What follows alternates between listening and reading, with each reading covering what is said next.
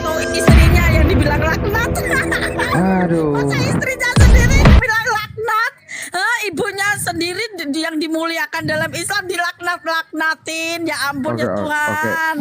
Baca blog. Ya, murid saya mau belajar ini, murid saya. Ya dek Suma. Semangat malam. Oke dek. Adek mau sampaikan di mana? Belum sadar ya. Sholat. Suruh buktikan dia. Puasa, sunat. Semangat malam.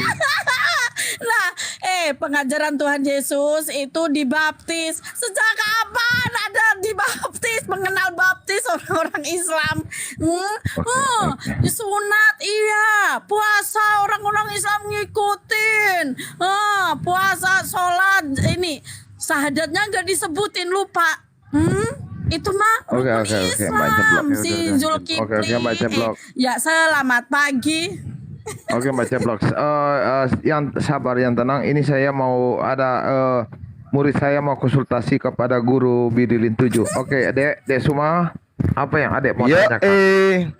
Saya mau tanya, agama Kristen nyembah manusia ini dari mana, Bang Billy? Siapa yang ngajarin? Mungkin kamu yang nyembah Kristen menyembah manusia itu hanya pengajaran Islam. Sabar.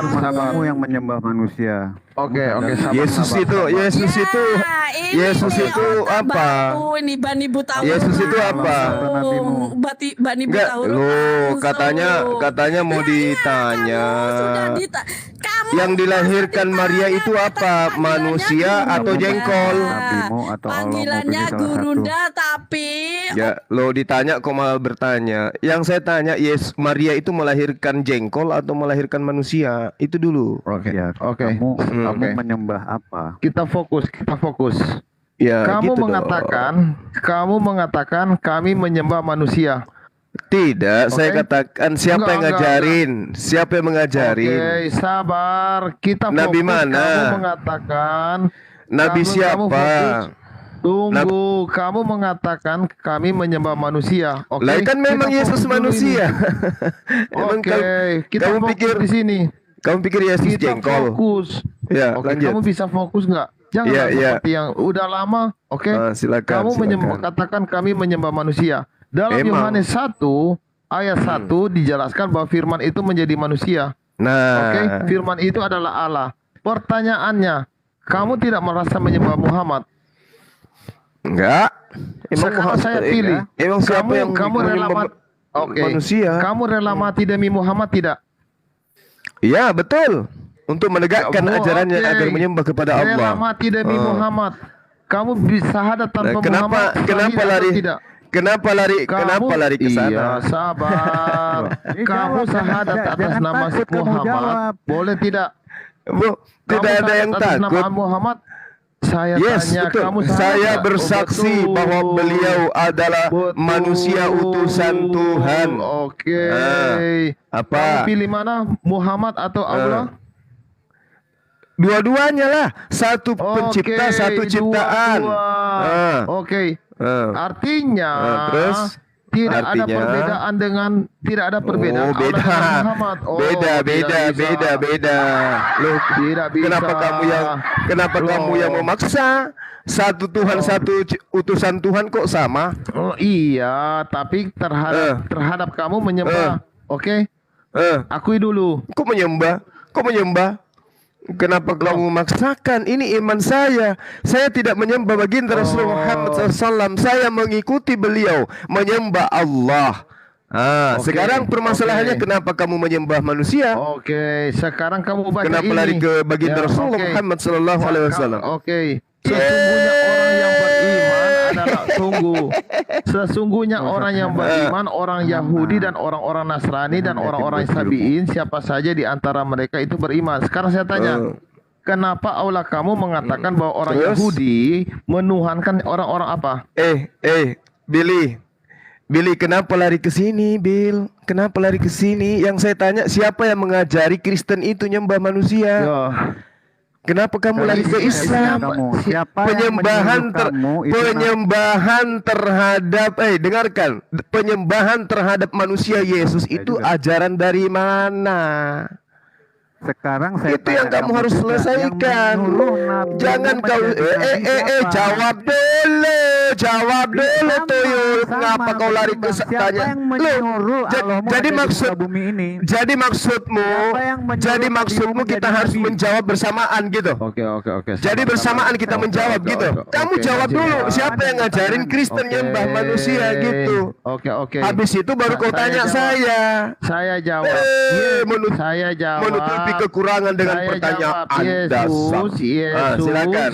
Yesus. Yesus adalah baca Yesus. Allah. yang Yesus menjadi manusia. adalah manusia. Di mana Allah itu yang menjadi tertulis? manusia.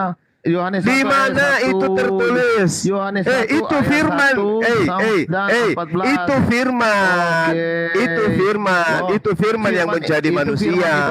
Firman itu apa? Firman itu Sekarang saya perkataan. tanya. Oke, Firman itu perkataan. Oke. Perkataan Allah itu Tuhan Allah yang atau menjadi bukan? manusia. Saya Bukan. tanya perkataan Allah adalah Allah atau Bukan. Berarti Bukan. berarti Ah. perkataan Allah adalah makhluk. Siapa bilang perkataan Allah adalah Allah? Oke, Lo, berarti Allah pernah Perkataan bisu. Allah, Allahnya. perkataan Loh, Allah pernah adalah bisu. ciptaan.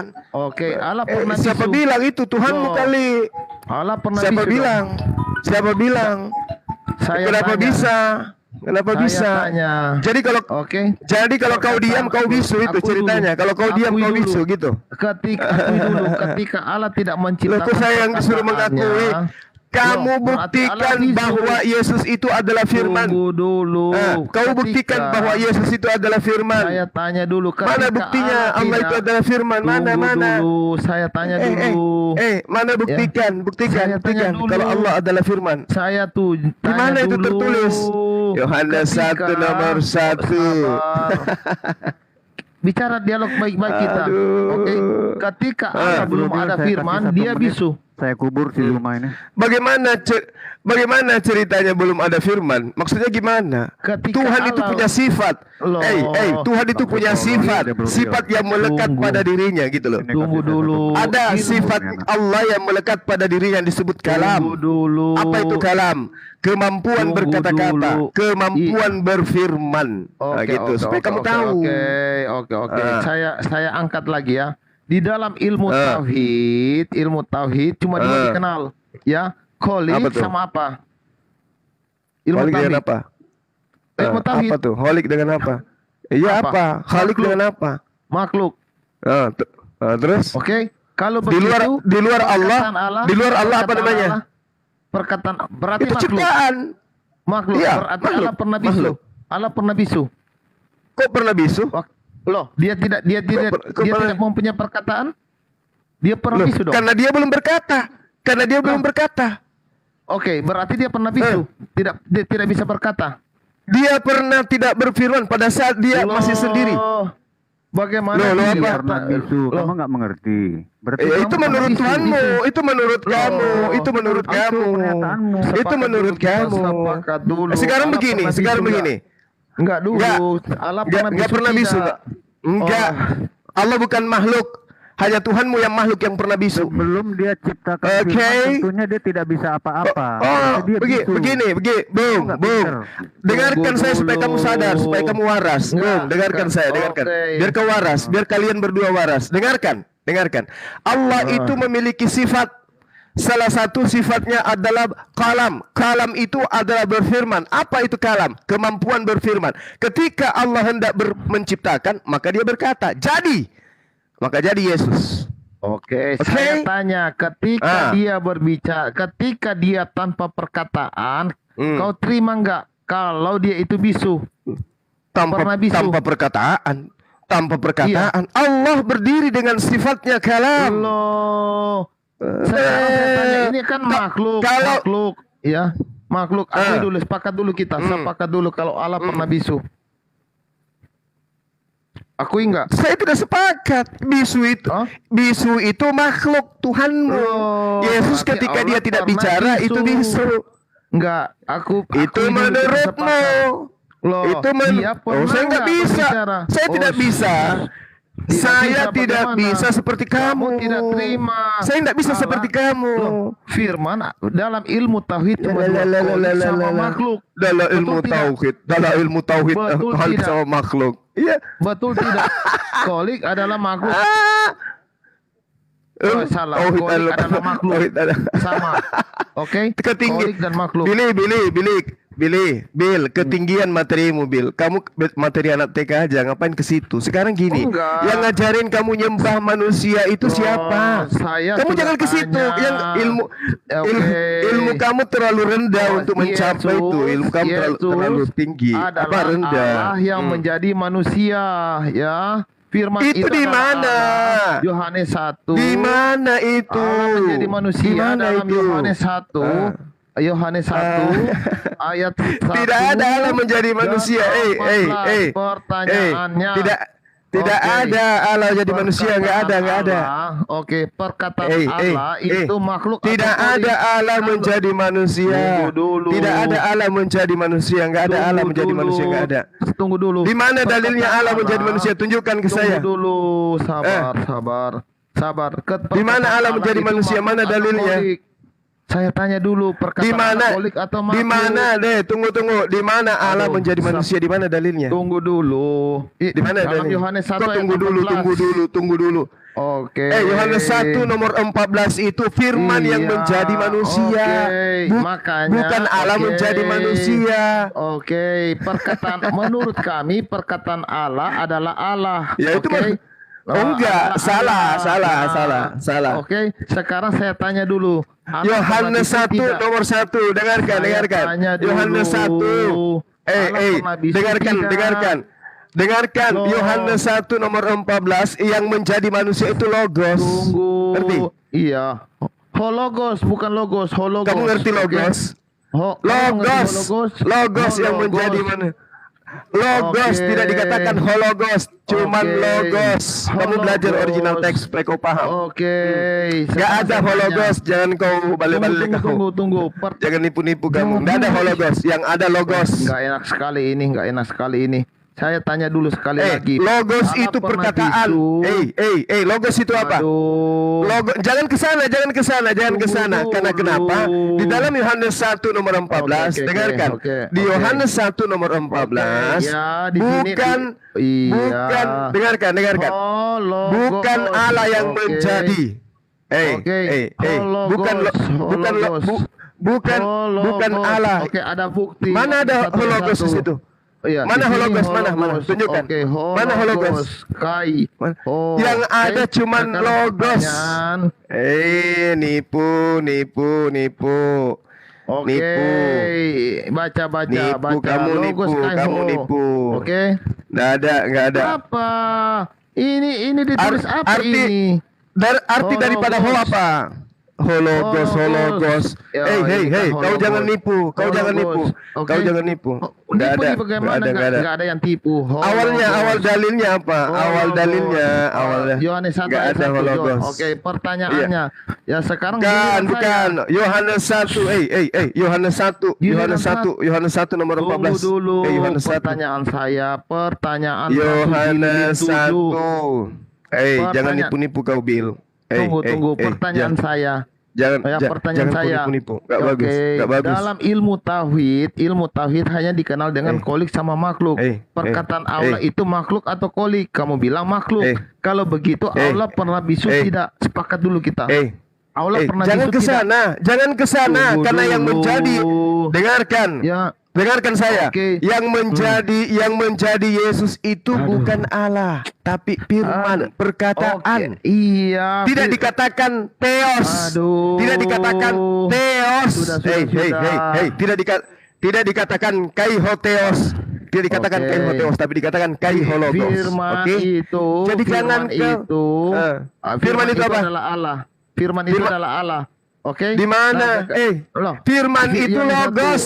Firman itu logos, itu adalah perkataan. Allah. Pertanyaannya sekarang saya Firman jawab jujur. itu adalah Allah. Iya. Dengarkan Perkataan dulu, Allah. di mana tertulis? Nggak enak sekali ini. Bil, kau jujur. Oi. Kau Bil, kau jujur, Bil. Di mana tertulis firman? Kau puas. Di mana tertulis Allah Allah menjadi manusia? Di mana? Oke, firman itu Dimana adalah tertulis? Allah. Dimana? Oke, firman itu Di adalah mana Allah. tertulis? Enggak. Ini. Kalau Baca, firman baca, adalah baca. Allah, kalau firman Loh. adalah Allah, artinya Tunggu. sifat Oke. Allah itu adalah Allah. Itu adalah kalam. Bedakan Oke. antara kalam dengan firman. Oke, Bedakan kalam dengan kalau kalimah. begitu, Bedakan. Kalau firman Bedakan itu adalah kalam. makhluk, berarti Allah pernah bisu. Selesai kita. Kalau dia dengarkan dulu. Kamu harus bedakan, dengarkan. Kamu harus bedakan antara kalam dengan kalimah. Kamu nggak bisa bedakan. Oke. Kalam jangan lupa itu tetap sifat. layar, teman-teman. Tetap Kalimah layar. itu hasil Oke. daripada sifat. Iya. Jangan kau samakan jangan kau samakan antara kalam dengan kalimah. Enggak, Kalam tunggu. itu adalah sifat. Kalam itu dari Kalam adalah sifat. Kalam itu dari bahasa Yunani kalamus yang artinya bulu pendek. Kalam itu artinya pena. Ya, sekarang saya tanya kamu dulu. Allah pernah bisu tidak? Allah pernah bisu tidak? Tidak pernah bisu karena dia tidak Allah pernah bisu karena dia punya Loh. kalam. Allah pernah menciptakan perkataannya. Tidak pernah bisu karena dia punya kalam. Dengar baik-baik dulu. Ketika Bang, kalamnya hari ini. berkarya, maka lahirlah kalimah. Kalimah itu yang ciptaan. Allah menciptakan dengan kalimah, dengan berfirman. Makanya dikatakan jadilah terang. Maka jadi terang.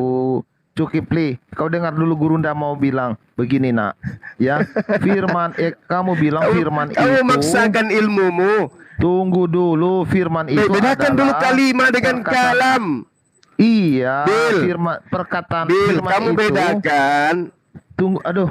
Kamu bedakan Sekali ini. antara kalam dengan kalimah. Tunggu dulu. Kamu mau memaksakan konsep Yunani ke Islam, nggak bisa. Enggak ada. Nggak bisa, Bil. Enggak Nggak bisa. Kamu katakan Tuhanmu bisu.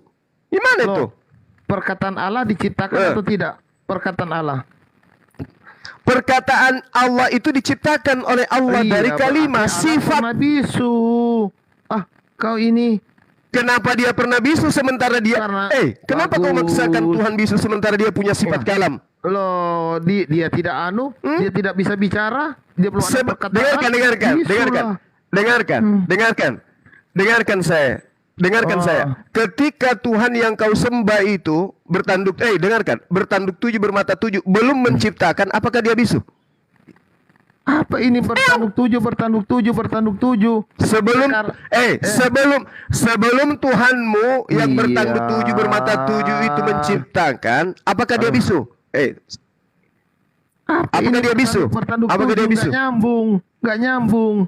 Yang saya tanya kita lagi fokus. Tuhanmu itu wujudnya bertanduk tujuh bermata tujuh. Loh, Dengarkan itu saya, fitnah dengarkan. kamu, itu fitnah Tuhanmu. Itu fitnah kamu. Wahyu 5 nomor 6, aku melihat. Jadi pertanyaan saya gini, Bil. Sebelum Tuhan menciptakan, apakah dia bisu? Tunggu dulu. Ya, kita kan lagi Tunggu dulu. Kamu Ini menyambung- berbicara tentang Tuhanmu yang manusia, Yesus yang manusia ini, yang disunat pada hari ke-8. Siapa yang mengajari kalian menyembah manusia? Itu pertanyaan saya. Fokus kami Kristen tidak menyembah manusia. Yang sekarang saya Lalu tanya, Yesus itu apa? Yesus itu adalah Allah yang kalau bukan menjadi manusia? Oke. Nah, Yang itu dia sekarang manusia. saya Itu dia fokus, manusia. Fokus. Itu dia Sekarang manusia. saya Kenapa kau minta katakan iya. kau tidak menyembah manusia? Karena Itu dia kau adalah katakan Allah dia yang menjadi manusia. Oke. Dia manusia kan? Dia menjadi manusia kan? Iya, betul. Kamu yang bilang dia yang menjadi manusia. Udah tahu kamu pintar kamu. Tepuk tangan. Berarti Pintar. Berarti kau menyembah manusia, betul nggak? Loh, Saya tidak akui. Kau yang mengatakan Tuhanmu menjadi manusia. Dasar Iya, Paulus, kamu menjadi manusia. kamu yang mengakui, Oke. kau yang mengakui sudah. Tuhanmu Nanti aku menjadi bikin- manusia. kita Saya katakan, nanti bikin iya TV. itu Tuhanmu Kamu yang menjadi mengakui. manusia. Loh, kamu Sekarang itu kan kau kamu akui sudah enggak? akui kan? Ya, Sekarang kamu kau sudah akui enggak kan menjadi bahwa manusia? Tuhanmu menjadi manusia? Nah. Kau akui enggak? Kau akui Kamu kan enggak? sudah Nah, Saya kamu tanya. sudah mengatakannya. Kamu Ya, sudah karena saya mengatakannya. mengikuti Tepuk tangan. perkataanmu, Tuyul, Paulus, umat licik, Loh, Saya tanya samamu. Kamu mengatakan kau tidak menyembah manusia. Muhammad Sementara Tuhanmu, Ya, Tuhanmu tidak sudah kau mengajarkan akui. kebohongan. Supaya sama kau akui bahwasanya Tuhanmu itu telah menjadi manusia. Jadi Halo Bil. Itu lagi. Kau bilang menjadi manusia, pintar. Iya kan kamu yang akui. Kan kamu mengakui Tuhanmu menjadi manusia. Nah sekarang apakah itu, kamu menyembah sudah manusia atau akui. bukan? Loh, Bil, kamu yang mengatakan menjadi manusia, baru kamu apakah tanya. kamu menyembah manusia? Kamu katakan tidak. Oke. Sementara kau akui Tuhanmu menjadi manusia. Sekarang Susah pertanyaan sekali saya, bicara siapa dengan jin. yang mengajarkan kamu menyembah manusia? Ayo, yang Oke. ngajarin, yang saya tanya, yang ajarin siapa? Tenang. Yesus adalah Allah yang menjadi manusia. Sekarang kamu jelaskan. Nah sekarang Allah yang pernah ajarin, bisu. bukan ke situ. Loh. Sekarang siapa yang ngajarin kamu menyembah Aduh. manusia itu tadi? Ayo. Oh, iya, yang kita sembah adalah Allah. Yesus adalah Allah dan Tuhan. Makanya kita sembah Yesus karena Dia adalah Allah dan Tuhan. Masa harus diajarin? Tadi kamu akui dia sudah menjadi manusia. Itu kan kamu akui. Kamu akui enggak? Tadi kamu Oke. mengakui Tuhanmu jadi manusia. Oke. Nah sekarang kau kamu akui menyembah dia- manusia. Sekarang kamu akui enggak dia menjadi manusia? Saya akui Yesus itu manusia. Sudah, kamu akui dia terus? menjadi manusia. Ya terus, Sudah, clear, nah terus selesai. kenapa? Terus kenapa kamu Udah. menyembah manusia tadi? Kenapa kamu menyembah? Siapa yang ngajarin? Kamu baru bilang menjadi manusia. Siapa yang mengajarin? Pengikut Paulus. Siapa yang mengajari kamu menyembah manusia? Yang boleh bohong. Kamu yang Siapa? mengaku. Iya, sekarang Kamu selalu balas. buka komal kayak orang pintar. Tapi giliran saya hadir kau begini. Saya tanya, sekarang saya yang tanya. ngajarin Saya kamu tanya. menyembah manusia Yesus Saya itu tanya. siapa? Allah pernah bisu atau tidak? Kamu tidak pernah menjawab dari tadi. Loh, Sebelum Tuhanmu menciptakan, apakah dia bisu? Dasarnya apa? Loh, Dasarnya apa? makhluk itu kan belakangan muncul, Tuyul. Loh. Mana duluan makhluk? Mana duluan makhluk dengan Oke, Khalik? oke, Saya tanya, oke, mana oke. duluan Khalik dengan Oke, makhluk? Oke. Mana duluan Khalik? Hologos itu adalah Hologos. Allah, bukan Dari ciptaan. Oke? Adalah Allah. Hologos Tetapi- adalah Allah. Perkataan Ya, ada oke. Allah. Oke. Sekarang begini. Aduh, parah. Saya tanya samamu. Saya tanya Bil. Mana duluan Khalik dengan makhluk? Mana duluan? Oke. Kolik. Khalik. Sebelum ada makhluk, apa yang dilakukan oleh Khalik? Apa? Sebelum ada makhluk, memang saya tahu kalau dia belum ada.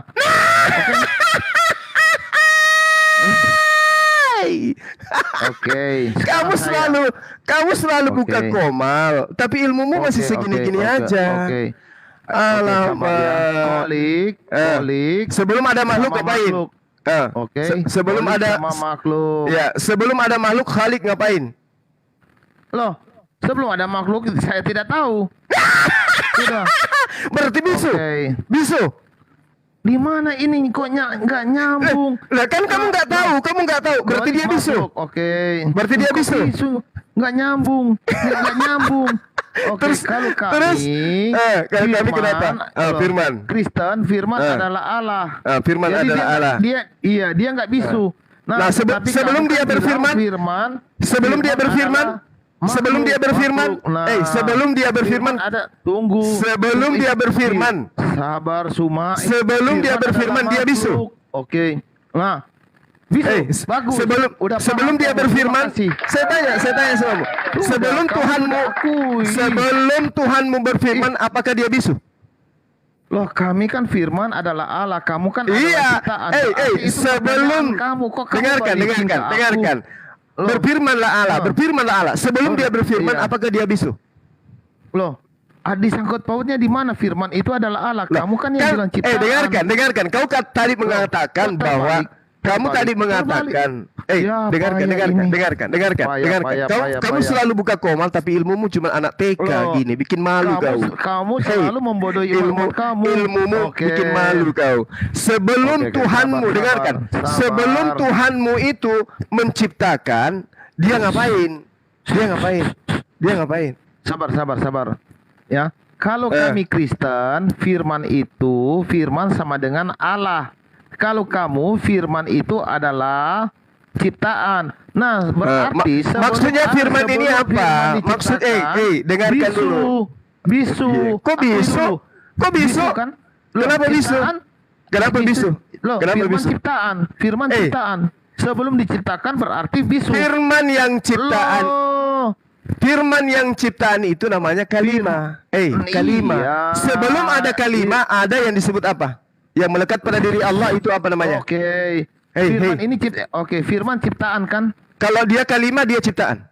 Iya. Berarti sebelum diciptakan firman Allah bisu. Ada kalam, ada kalamnya, ada kalam. Loh. Ada kalam. Loh. Kalam itu apa? Kalam itu apa? Kalam itu apa? Perkataan Allah. Sifat berkata-kata yang dimiliki oleh Allah. Bagaimana Kenapa? dia bisa berkata-kata tanpa firman? Loh, justru Bagaimana dia berkata-kata tanpa firman? inilah anehnya kamu. Bagaimana dia Justru berkata-kata tanpa firman? Justru Allah berkata-kata karena ada kalam. Pertanyaan saya, dengarkan saya. Bagaimana Tuhanmu bisa berkata-kata kalau tidak ada sifat kalam? Bagaimana? Ayo. Bagaimana cara Tuhan kamu berfirman? Bagaimana cara Tuhan kamu berfirman kalau tidak ada kalam? Tunggu dulu, selesaikan dulu satu-satu. Logikanya Bagaimana begini, dia Bil. mau berkata-kata tanpa firman? Bil, begini ceritanya analoginya. Bagaimana kamu bisa bicara kalau kamu tidak punya mulut? Iya, nah betul, pintar kamu, tepuk tangan. Oke. Terus kamu katakan Keluar dari mana? kamu katakan bahwa Tuhanmu itu hanya punya firman, betul? Oke. Ada mulut tanpa perkataan itu namanya apa? Kau akui Tuhanmu adalah firman. Dulu. Firman itu adalah perkataan. Bagaimana Tuhanmu bisa berkata-kata tanpa memiliki sifat, tanpa memiliki sekarang mulut? saya tanya dulu. Ayo. Ada Bagaimana mulut tanpa suara, bagaimana itu apa Billy? namanya? Bagaimana Dijawab Billy? dulu. Dengarkan saya, Bill. Bagaimana payah Billy? Bill, bagaimana ceritanya parah kamu ini. bisa bicara tanpa mulut? Gimana ceritanya? Oke. Bisu namanya. Nah, bisu. Berarti Begitu juga ada Allah. enggak Tuhanmu itu Loh. punya kalam? Ada enggak Nah, Tuhanmu oke. punya kalam? Ada enggak Tuhanmu Sekarang- punya kalam? Loh. Dengarkan dulu. Di mana Saya Tuhanmu kan dikatakan? tanya. Di Kamu- mana Tuhanmu dikatakan Oke. kalam? Di mana? Di mana? Pelan. Di mana? Ya. Pelan. Sabar. Oke. Perkataan Allah menurut Kristen adalah Allah. Menurut Islam adalah ciptaan. Berarti ada mulut tanpa suara namanya bisu. Itu menurut kamu. Itu menurut kamu. Menurut Islam, dengarkan. Menurut Islam, firman itu perkataan. Firman itu kata. Bagaimana caranya Tuhanmu bisa berkata tidak ada mulutnya? Berarti bisu.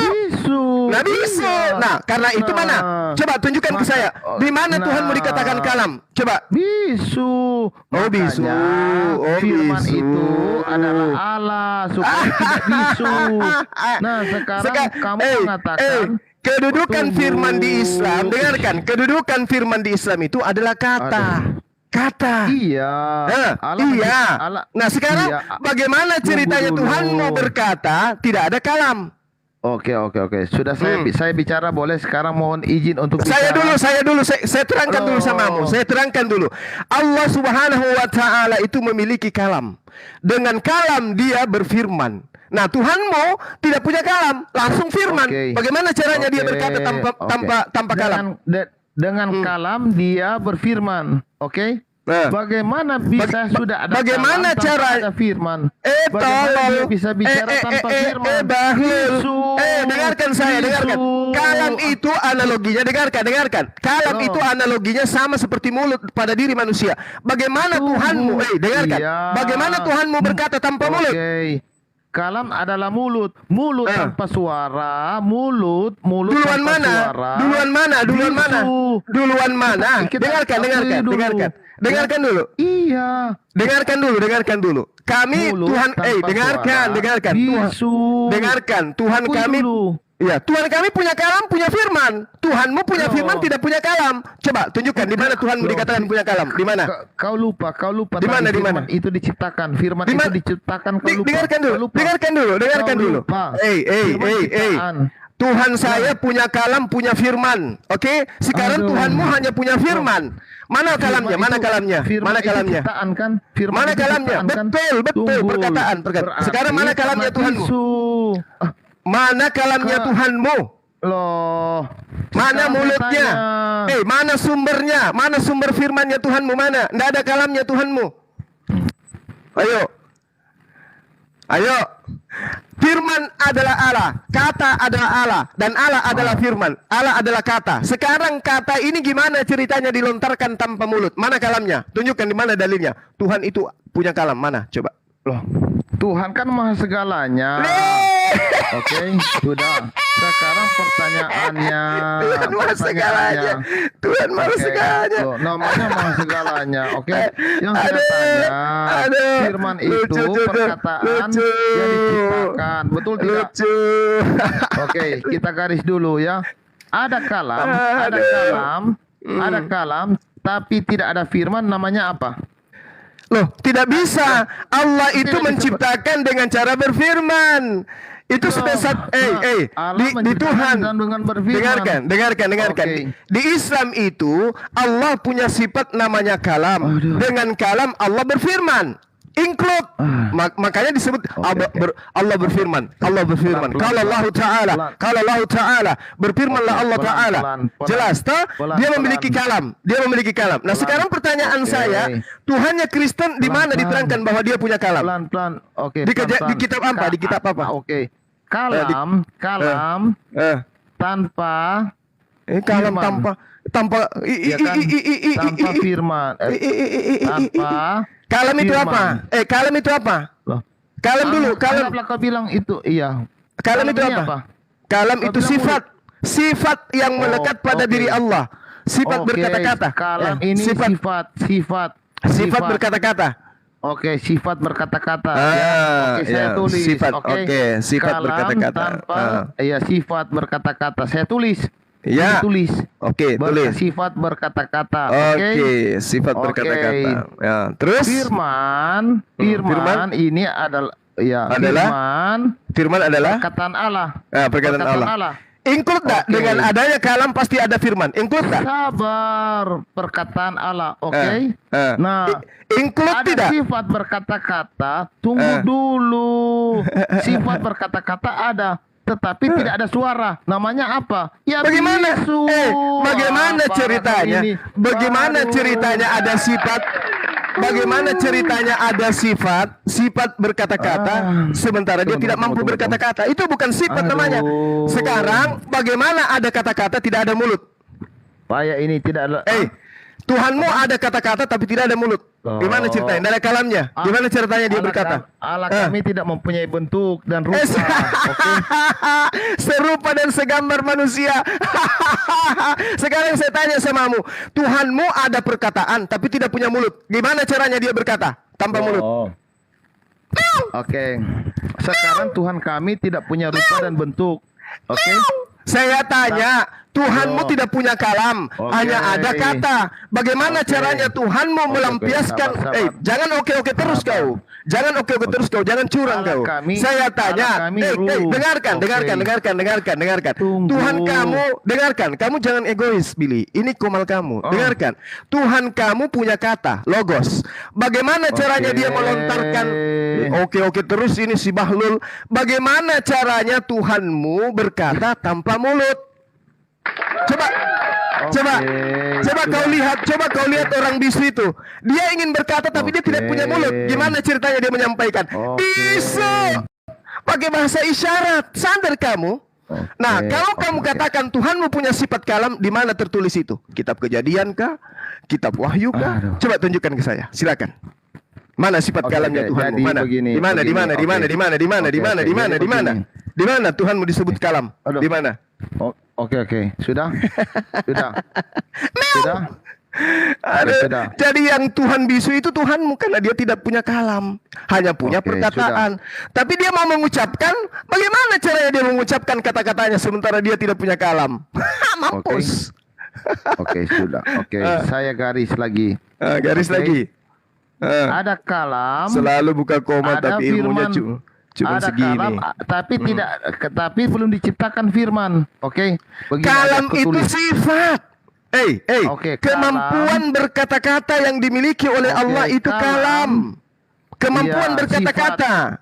Sifat kemampuan berkata-kata. Oke. Ayo. Kalam sifat kemampuan. Oke. Iya, kemampuan Berarti berkata-kata. Oke. Nah, Kalam terus? ini Allah atau kholik atau makhluk? Sifat kalam itu melekat pada diri Allah, satu Iya, dengan Allah, oke. sama seperti kamu, sama seperti kamu. Kholik atau makhluk? Dia Sifat adalah kalam. khalik. Kalam itu khalik. Oh, dia adalah kholik. Oke, Ya. adalah kholik. Betul. Oke. Sementara Nah, kalimah kemudian- firman adalah ciptaan. Oke. Berarti kalau dia kholik berarti ada dua, kholik dan Allah. Betul tidak? Loh, ini lagi. Aduh, parah. Jadi menurut kamu kemampuan bicaramu dengan Billy itu dua? Oke, berarti kalau kholik itu kenapa? Kemampuanmu berbicara dengan dirimu itu ada dua pribadi? Oke, yang bicara Gitu. dengan saya yang bicara dengan saya Kifli atau Enggak, kemampuanmu yang berbicara Oke, itu oke, dengan oke. dirimu ada dua pribadi gitu. Oke, Jadi oke, saya sedang sabar, menghadapi sabar, dua sabar. orang ini ceritanya. Oke, sabar. Kalam, oke, kalam itu Bil. kalam adalah sifat Allah. Oke, sifat Allah. Oke. Iya. Yang melekat Sifat pada Allah. diri Allah. Oke. Kemudian Iya. di sini Kemampuan berkata-kata. Ada firman. Firman itu adalah hasil daripada kalam. Iya, Sama seperti ada perkataanmu firman berasal adalah dari kepada perkataan. berasal dari dirimu. Perkataan, oke. Firman adalah perkataan, oke. Perkataan. Ada sifat, ada kemauan atau ada sifat berbicara tanpa ada suara atau perkataan berarti bisu. Ya kan? Sepakat kita, Berarti itu oke? kalau dia bisu, dengarkan, kalau dia bisu dia Sepakat tidak dulu punya kita. sifat kalam.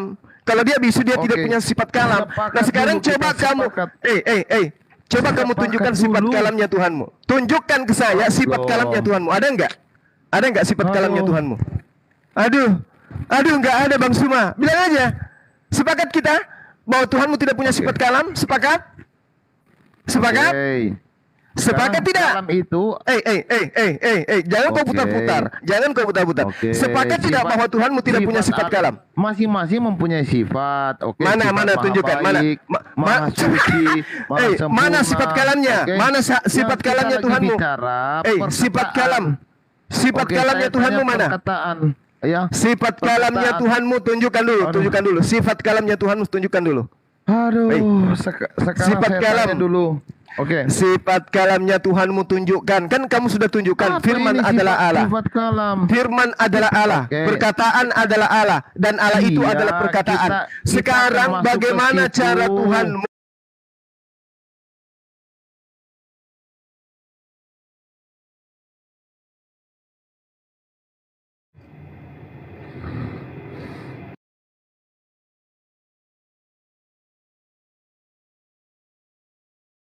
Tuhanmu?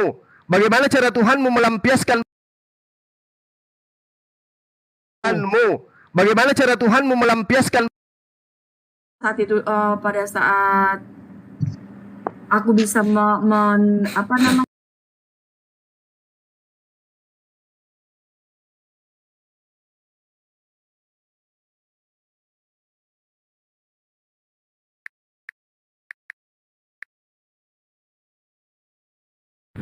sedang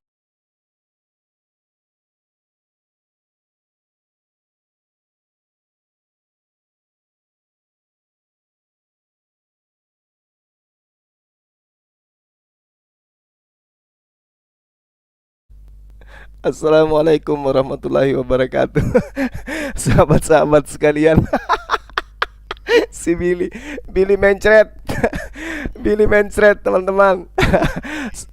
Selalu buka komal, bahas-bahas Islam. Hancur.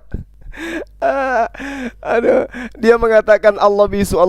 Ketika ditanya mana sifat kalamnya Tuhanmu, dia nggak mampu menunjukkan. Dia putar ke sana kemari.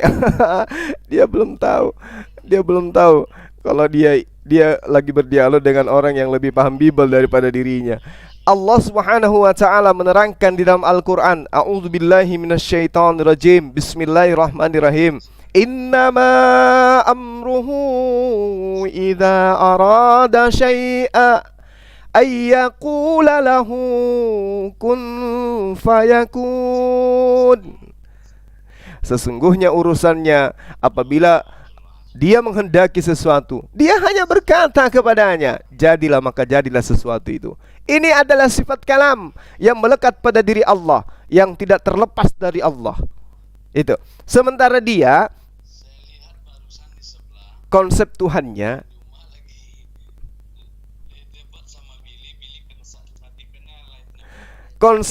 jelas. Dia katakan bahwa Tuhannya itu punya perkataan.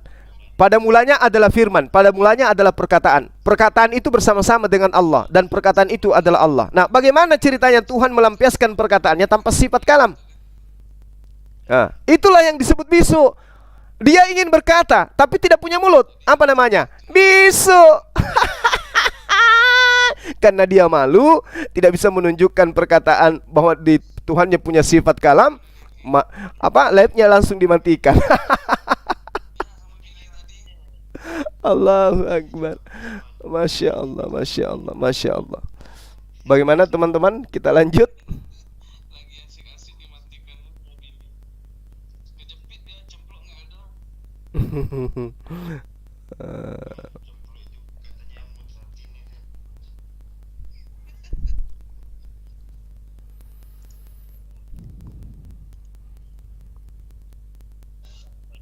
Wah, kalau tak terima, telepon masuk, kalau diterima langsung putus. Putus bang, nggak ada suara.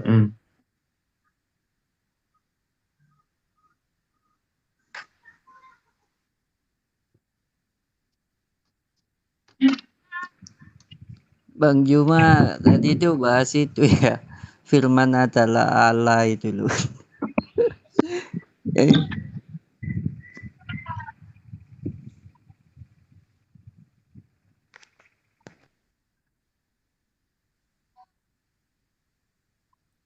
Itu Bang Juma lagi ini, sebentar kan.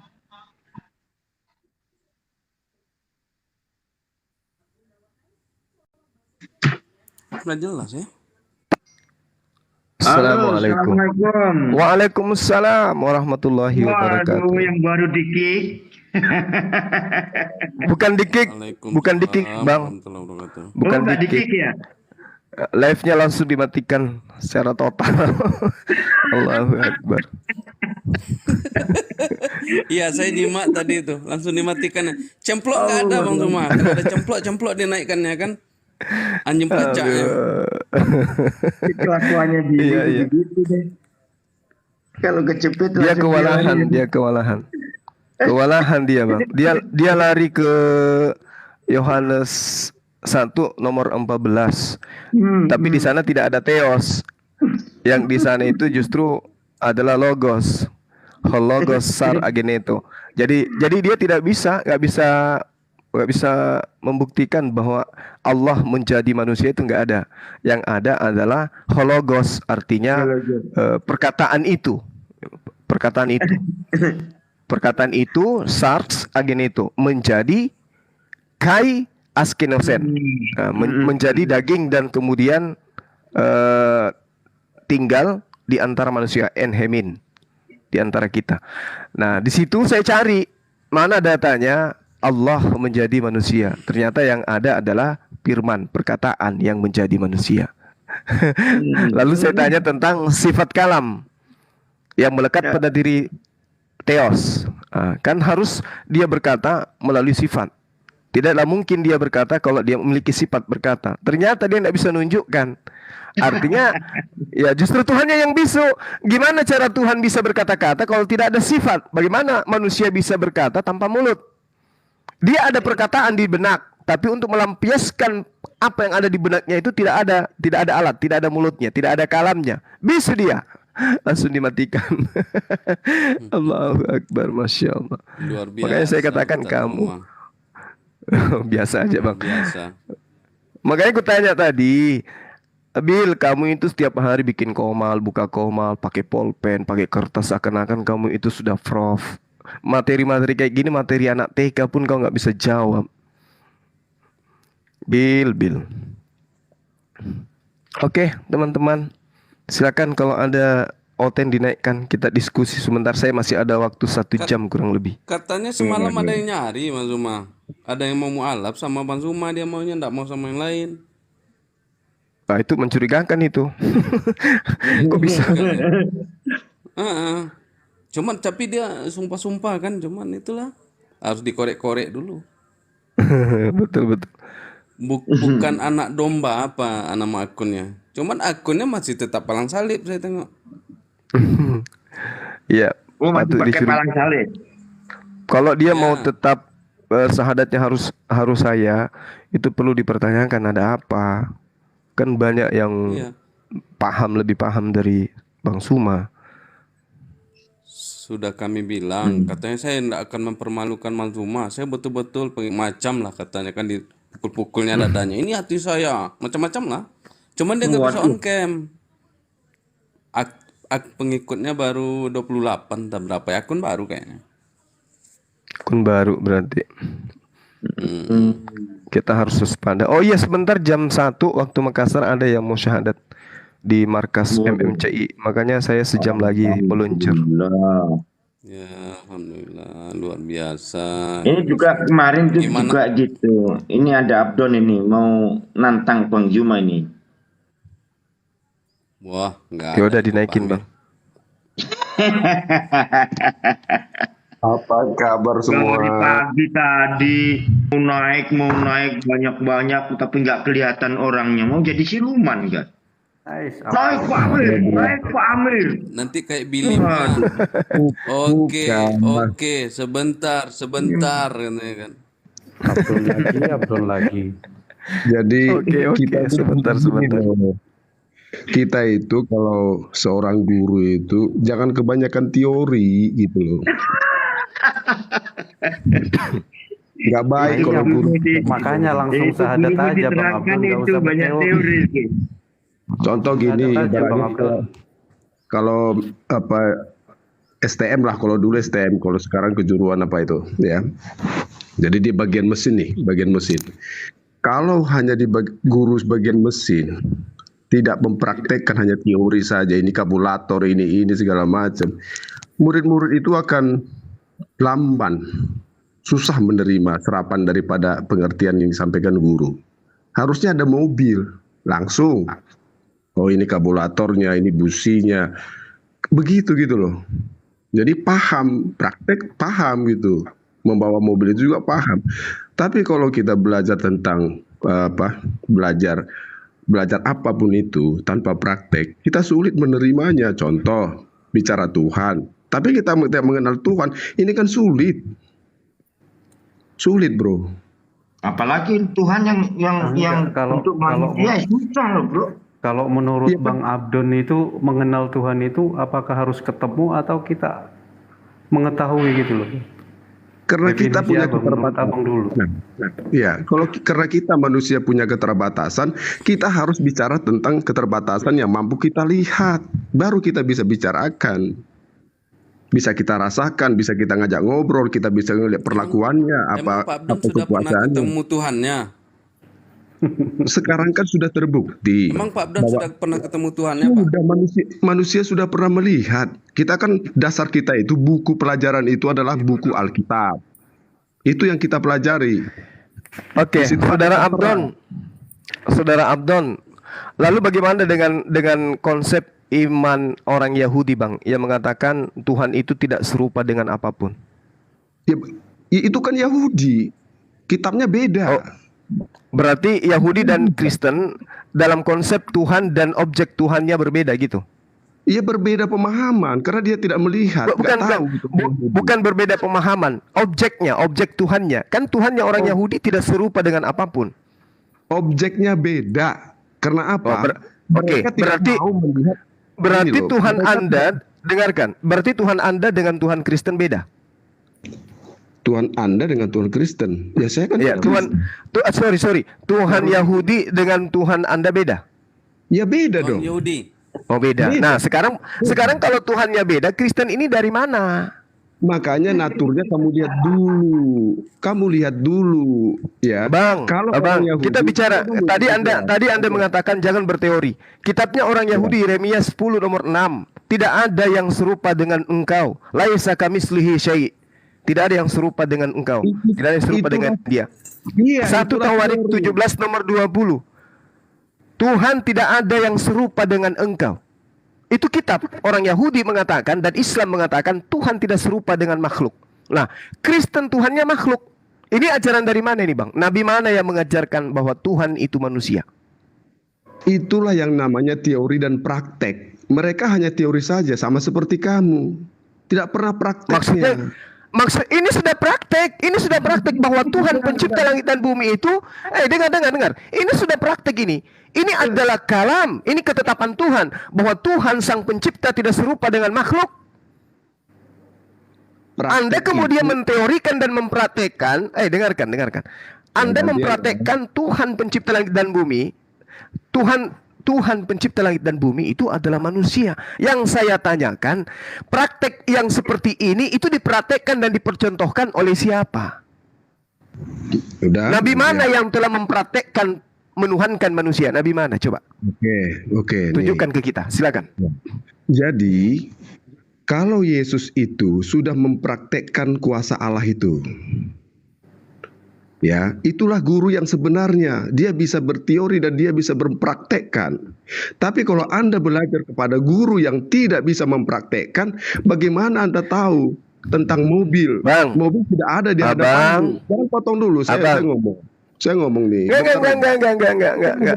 Kalau di anak sekolah minggu mungkin bisa Anda berkhutbah. Di saya nggak bisa. Semua perkataan Anda akan ditapis. Gini, Bang. Yesus ketika mempraktekkan, pekerjaan yang dia praktekkan itu pekerjaan sebagai Tuhan atau sebagai utusan Tuhan?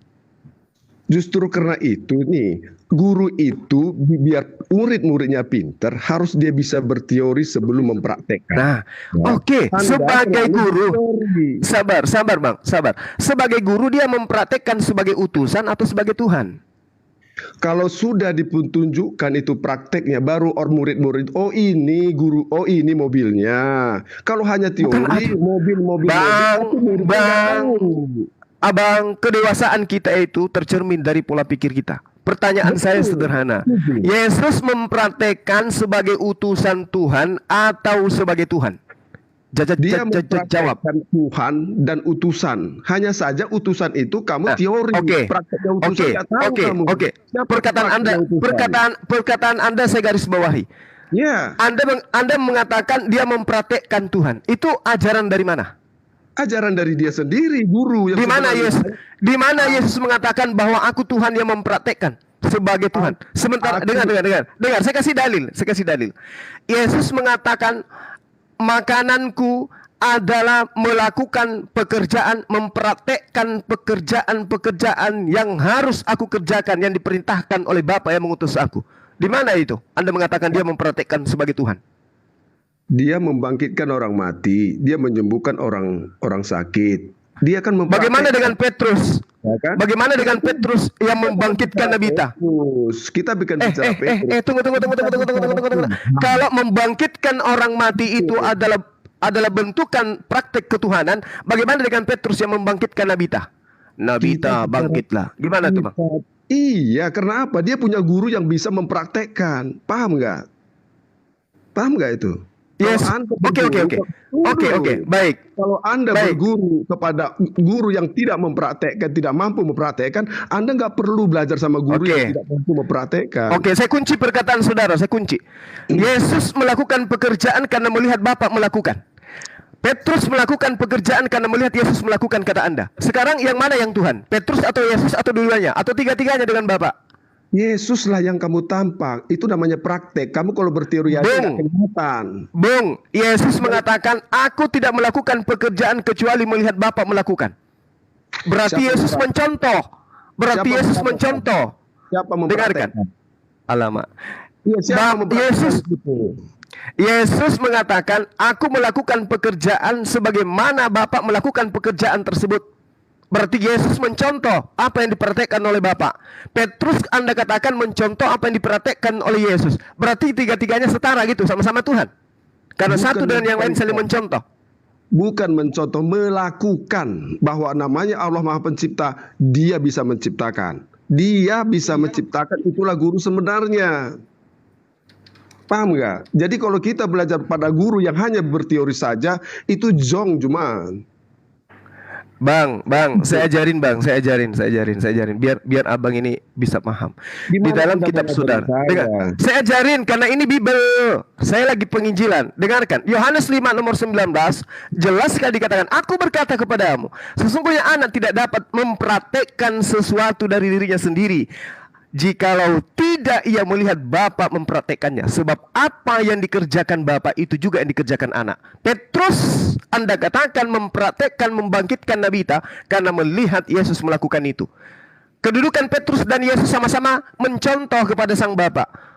Apakah tidak hancur kedudukan Yesus sebagai Tuhan karena hanya mencontoh pekerjaan Bapa? Jawab. Yang guru yang mampu mempraktekkan itu, itulah guru yang sesungguhnya. Paham nggak? Loh, kalau tunggu saya ganti ya. Kalau Allahu Akbar. Kalau Anda tidak berguru kepada yang bisa mempraktekkan, kamu hanya berteori saja. Yesus melakukan yang katanya Maha Tuhan, Maha Pencipta, Maha Penolong, Maha Pengasih. Guru yang sebenarnya mempraktekkan itu adalah Yesus. Dan muridnya juga sama. Seperti yang Anda bilang tadi, Petrus bisa membangkitkan. Itulah guru. Berarti Petrus juga Yesus yang sesungguhnya. Berarti Petrus juga Tuhan. Bukan. Berarti Petrus juga Tuhan. Kan muridnya. Loh, kenapa dia murid? Kenapa Yesus dia murid? mengatakan, akulah guru. Kan udah dibilang kamu harus belajar kepada guru yang nyata. Yang Tapi bisa Yesus belajar di mana?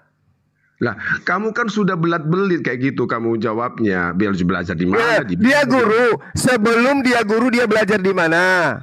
Kalau saya tanya Tuhan belajar di mana, kan kamu bingung jawabnya. Nah, Tuhanlah yang tidak belajar karena dia maha mengetahui. Yesus tidak maha mengetahui. Markus 11 nomor 13, musim buah ara pun dia tidak tahu.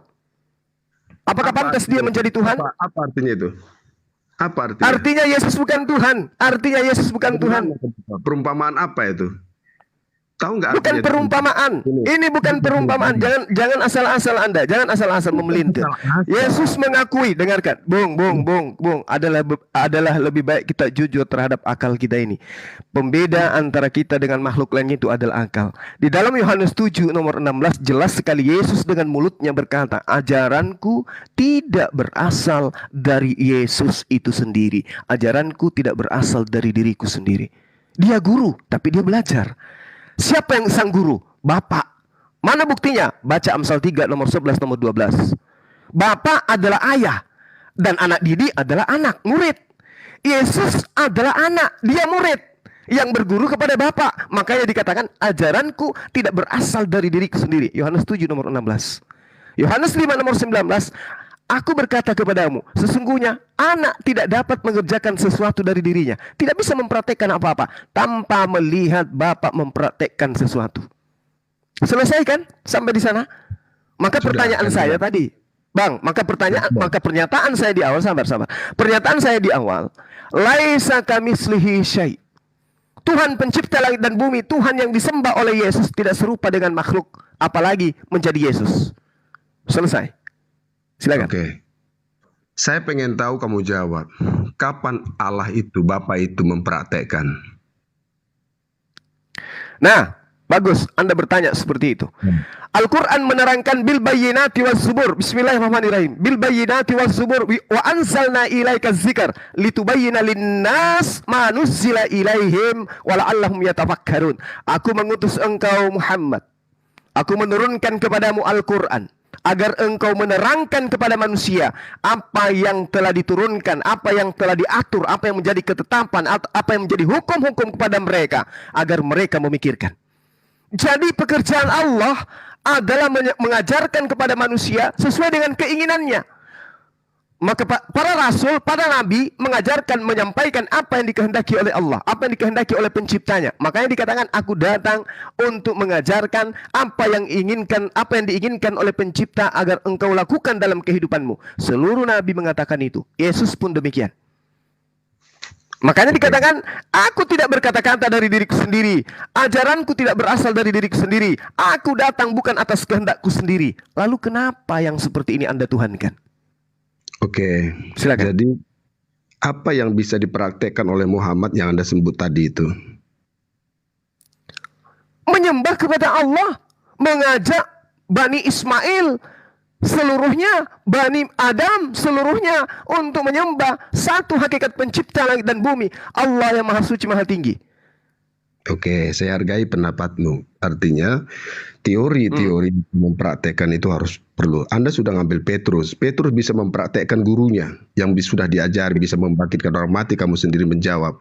Nah, kira-kira kamu bicara tentang Muhammad, apa yang bisa dipraktekkan? Loh, Bang, dengarkan saya, Bang. Ketika para nabi itu datang, ditolak oleh kaumnya, maka penolakannya ini dibekali oleh Tuhannya yang mengutus dirinya agar diakui sebagai nabi dengan bekal-bekal mukjizat. Mukjizat itu muncul ketika ada penolakan untuk membuktikan bahwa dirinya adalah utusan Tuhan. Baginda Rasulullah Muhammad SAW, perlawanan yang dihadapi bukan perlawanan seperti perlawanan bangsa Israel kepada para nabi. Perlawanan yang dihadapi oleh bangsa kaum yang didatangi oleh baginda Rasulullah Muhammad SAW adalah perlawanan terhadap kalimat-kalimat Allah yang datang dari langit dengan puisi-puisi mereka. Karena mereka orang Arab memang diakui dengan kemampuan dan kemahiran mereka berpuisi. Maka mukjizat yang diberikan oleh Allah, kemampuan mematahkan seluruh kalimat-kalimat puisi indah yang ada di antara mereka dengan lantunan ayat suci Al-Quranul Karim. Yesus datang kepada Bani Israel. Ilmu kedokteran pada saat itu berkembang. Yesus diberikan kemudahan keilmuan, mukjizat yang lebih tinggi daripada keilmuan yang ada pada masa itu. Untuk mematahkan kemudian, makanya dikatakan mukjizat. Hal-hal yang mematahkan hal-hal yang lain. Itu yang dimaksud dengan mukjizat. Jadi ketika Anda mengatakan, kenapa Rasulullah Muhammad SAW itu tidak mempraktekkan membangkitkan orang mati? Tidak relevan dengan masyarakat yang ada di sekelilingnya pada masa itu. Nggak relevan. Orang lumpuh berjalan itu tidak relevan kepada baginda Rasulullah Muhammad SAW. Relevannya hanya pada masa Yesus alaihissalam. Maka sekarang kalau Anda mengatakan ketuhanan Yesus itu didukung oleh dia mampu membuat orang lumpuh berjalan, maka saya katakan Ibu Ida lebih pantas Anda tuhankan, karena dia nyata di depan Anda sekarang. Ida Dayak. Yesus itu hanya ada di tulisan Anda, di kitab-kitab yang terjemahan demi terjemahan yang sudah 2000 tahun yang lalu. Tapi Ida Dayak Anda lihat dengan mata kepala Anda sendiri, dia bisa membuat orang lumpuh berjalan. Tuhankanlah dia kalau Anda mau. Silakan. Jadi kita bicara tentang pedoman. Kalau guru itu mengajarkan ada bukunya, ya, tidak ada Ibu Dayak tertulis di Quran ataupun di Alkitab. Anda kan bicara Petrus ada tertulis di buku itu. Jadi jangan melenceng-lenceng cuma. Maksud saya, kalau pamannya Yesus berkata, akulah guru dan Tuhan. Kalau nggak setuju Tuhan ya Tuhan. Nah, Anda kan nggak menyimak di situ itu. Dia sudah ngomong, akulah guru. Ya kan? Kalau dia sudah ngomong akulah guru, kenapa Anda tidak belajar? Oke lah, Anda tidak menuhankan dia, tapi belajar.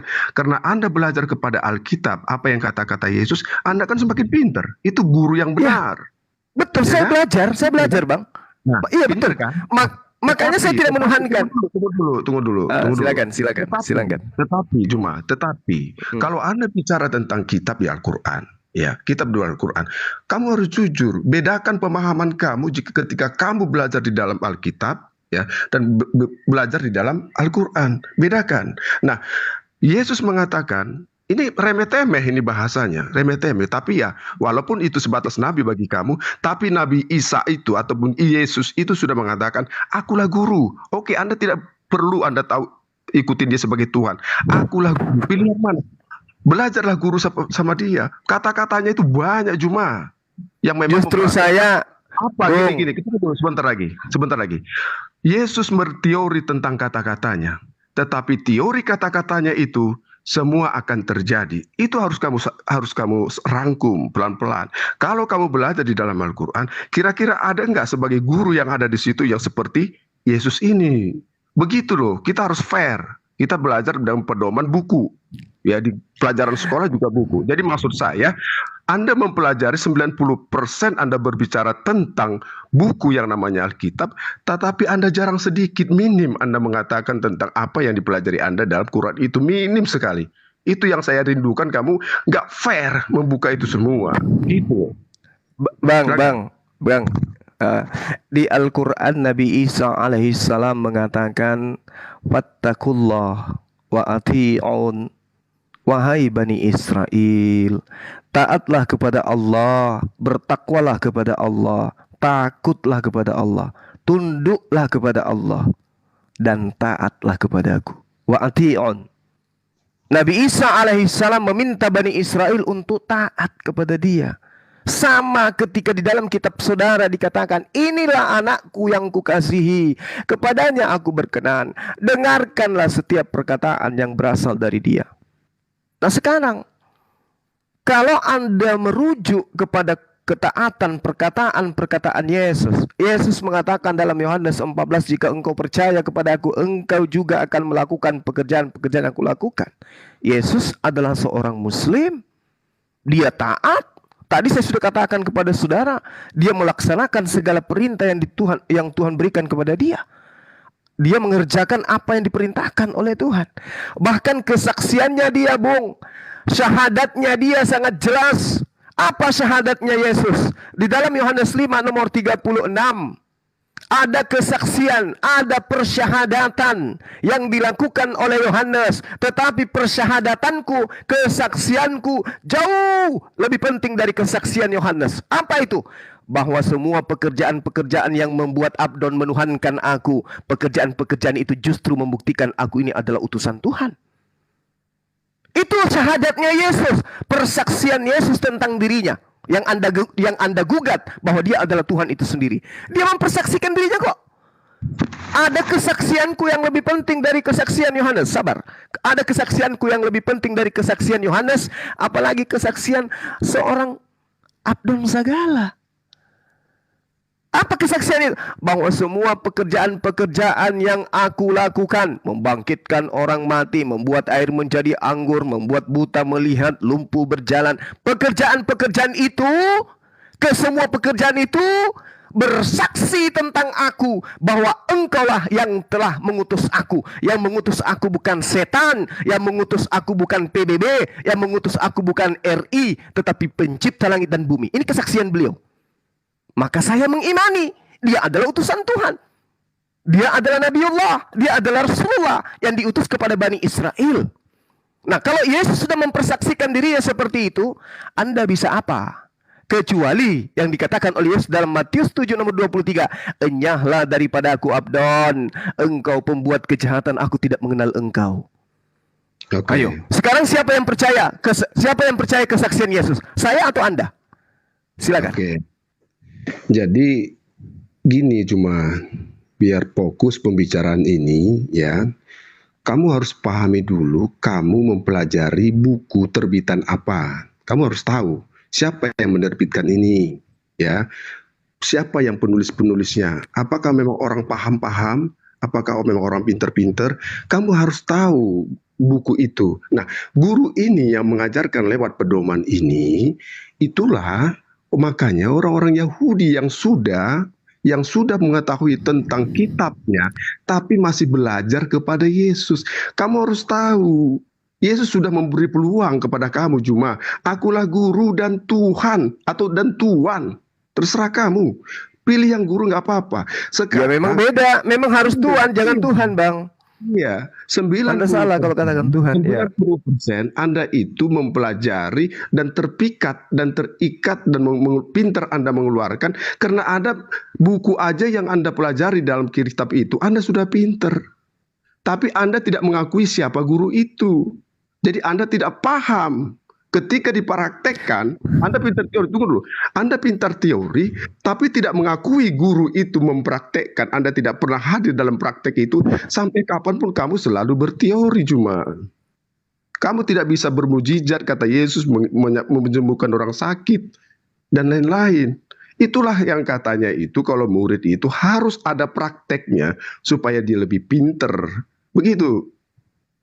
Bang, sebelum Yesus itu jadi guru, dia jadi murid dulu, dia sekolah. Pahami dulu itu. Dan itu tidak disepakati oleh pencipta langit dan bumi. Gugur dia di sana. Kedua, tadi saya sudah membacakan data dari Al-Quranul Karim. Apa yang diterangkan oleh Al-Quran, wa'ati'un, dan taatlah kepadaku. Yohanes 10 nomor 27. Aku mengenal muridku, aku mengenal pengikutku, mereka mendengarkan aku dan mengikuti aku. Wa'ati'un. Coba. Nah sekarang Anda menjadi Kristen, menjadi penyembahnya, Anda taat kepada siapa? Kepada Paulus. Tapi jangan bahas dia, jangan bahas Paulus dulu. Kita fokus kepada Yesus. Yesus ini sebagai guru mengajarkan apa rupanya kepada murid-muridnya? Adakah dia mengajarkan untuk membatalkan hukum Taurat? Tidak ada. Adakah dia mengajarkan untuk ibadah hari Minggu? Tidak ada. Adakah dia mengajarkan untuk kemudian membatalkan apa yang menjadi aturan, ketentuan, ketetapan, hukum-hukum Tuhan? Tidak ada. Bahkan Yesus mengatakan dalam Matius 5 nomor 19, barang siapa yang meniadakan meski yang paling terkecil lalu mengajarkan kepada orang lain, dia akan menempati neraka. Itu yang pertama. Kedua, yang harus Anda perhatikan perkataan-perkataan saya setelah ini. Yesus ketika berdakwah kepada Bani Israel, dia tidak pernah mengatakan waspadalah dan berhati-hatilah kepada bangsa Arab. Waspadalah kepada Bang Zuma. Waspadalah kepada apologet Muslim. Gak pernah. Yesus mengatakan kepada murid-muridnya, waspadalah kepada Paulus. Waspadalah kepada Paulus. Waspadalah kepada Paulus. Orang Farisi, ragi Farisi, keturunan Benyamin, keturunan serigala, penyesat, antikristus. Lalu kemudian dikatakan, celakalah mereka. Ular beludak, keturunan ular beludak. Kepada siapa kita harus waspada menurut Yesus? Kepada siapa? Kepada penulis-penulis kitab saudara, orang-orang Farisi. Di dalam Matius 15 nomor 23, Matius 23 nomor 15. Ya, jelas sekali Yesus mengatakan, celakalah engkau wahai orang Farisi, Matius 15. Engkau menyeberangi lautan, menjelajahi daratan, mentobatkan orang non-Yahudi masuk ke agamamu, menjadi orang neraka, dan 2 kali lebih jahat daripada engkau sendiri. Kalau Anda itu mampu menelaah, menelusuri sampai kepada ujung daripada data itu, maka Anda akan mendapatkan agama Anda sebagai agama orang-orang yang ada sebagai ahli neraka. Kenapa? Orang Yahudi, Bang, orang Farisi, ahli Taurat, mendirikan sebuah agama. Agama yang didirikan bukan Islam, tapi agama yang didirikan adalah Kristen. Makanya saya katakan kepada Anda di awal pertemuan tadi, orang-orang Yahudi memiliki Tuhan beda dengan orang-orang Kristen. Ini kenapa? Karena ahli Taurat meninggalkan Yerusalem, keluar meninggalkan Yerusalem, mengajarkan sebuah konsep, menjual anak Maria sebagai Tuhan, dan diaminkan oleh Romawi dan Yunani, menyebar sampai ke Indonesia, dan itu Anda menjadi pengikutnya. Apa kata Yesus? Celakalah orang Farisi yang menyeberangi lautan, menjelajahi daratan, mendirikan agama, mentobatkan orang masuk ke agamanya menjadi orang neraka, dan 2 kali lebih jahat daripada mereka. Satu-satunya agama yang dibentuk oleh orang Farisi adalah agama Kristen. Catat itu, Bang. Jangan sombong. Jangan sombong terhadap kebenaran. Silakan. Oke, makasih. Saya bukan sombong. Itulah ciri-cirinya kamu cuma. Kalau berteori itu terlalu panjang, prakteknya pendek. Prakteknya, contoh seperti saya guru. Ini mesin mobil, saya gambarkan dulu. Ini klepnya, ini dekselnya, ini kabulatornya, ini injeksinya. Itu muter-muter, muridnya yang mendengar itu gak sampai tergambar ke sana kalau tidak ada mobil itu dipraktekkan. Guru yang benar, Yesus sendiri yang mengatakan, akulah guru. Nah, jadi maksud saya gini, maksud saya Anda 90% dari Anda berteori bercerita, tetapi Anda tidak mengambil satu pun dari kitab yang Anda pelajari. Kita harus fair gitu loh. Nah, selalu ini pembahasan. Kenapa? Karena memang terbitan buku ini diisi oleh yang diilhami. Gitu loh. Maksud aku, siapa gurunya, murid-murid yang menuliskan ini atau orang-orang pengikut yang menulis ini, tak siapapun itu, dia berdasarkan kepada gurunya. Maka orang selalu memanggil guru, guru. Orang Yahudi pun mengakui dia seorang guru. Bang Abdon sebagai ahli Taurat. Maksud saya gini, Bang Abdon, gini. Mempelajari pernyataan saya, Bang. Jangan potong dulu. Mempelajari, saya juga mempelajari dalam sisi dua kitab ini. Saya pelajari walaupun terjemahannya saja, tapi saya yakin terjemahan itu ya tidak beda jauh lah.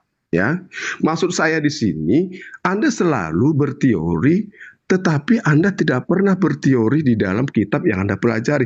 90% Anda selalu meyakinkan buku ini, tetapi Anda mematahkan sendiri. Anda pelajari, tapi Anda patahkan. Guru yang mana Anda pelajari itu? Bang, gini bang. Untuk mengetahui sesuatu itu palsu, kita ambil sesuatu itu dan kita kaji. Untuk mengetahui uang itu palsu, uang itu kita ambil dan kita teliti. Untuk mengetahui cincin emas itu palsu, kita ambil cincin itu lalu kita uji. Itu teorinya seperti itu. Dan prakteknya seperti itu. Ilmu logikanya seperti itu. Oke?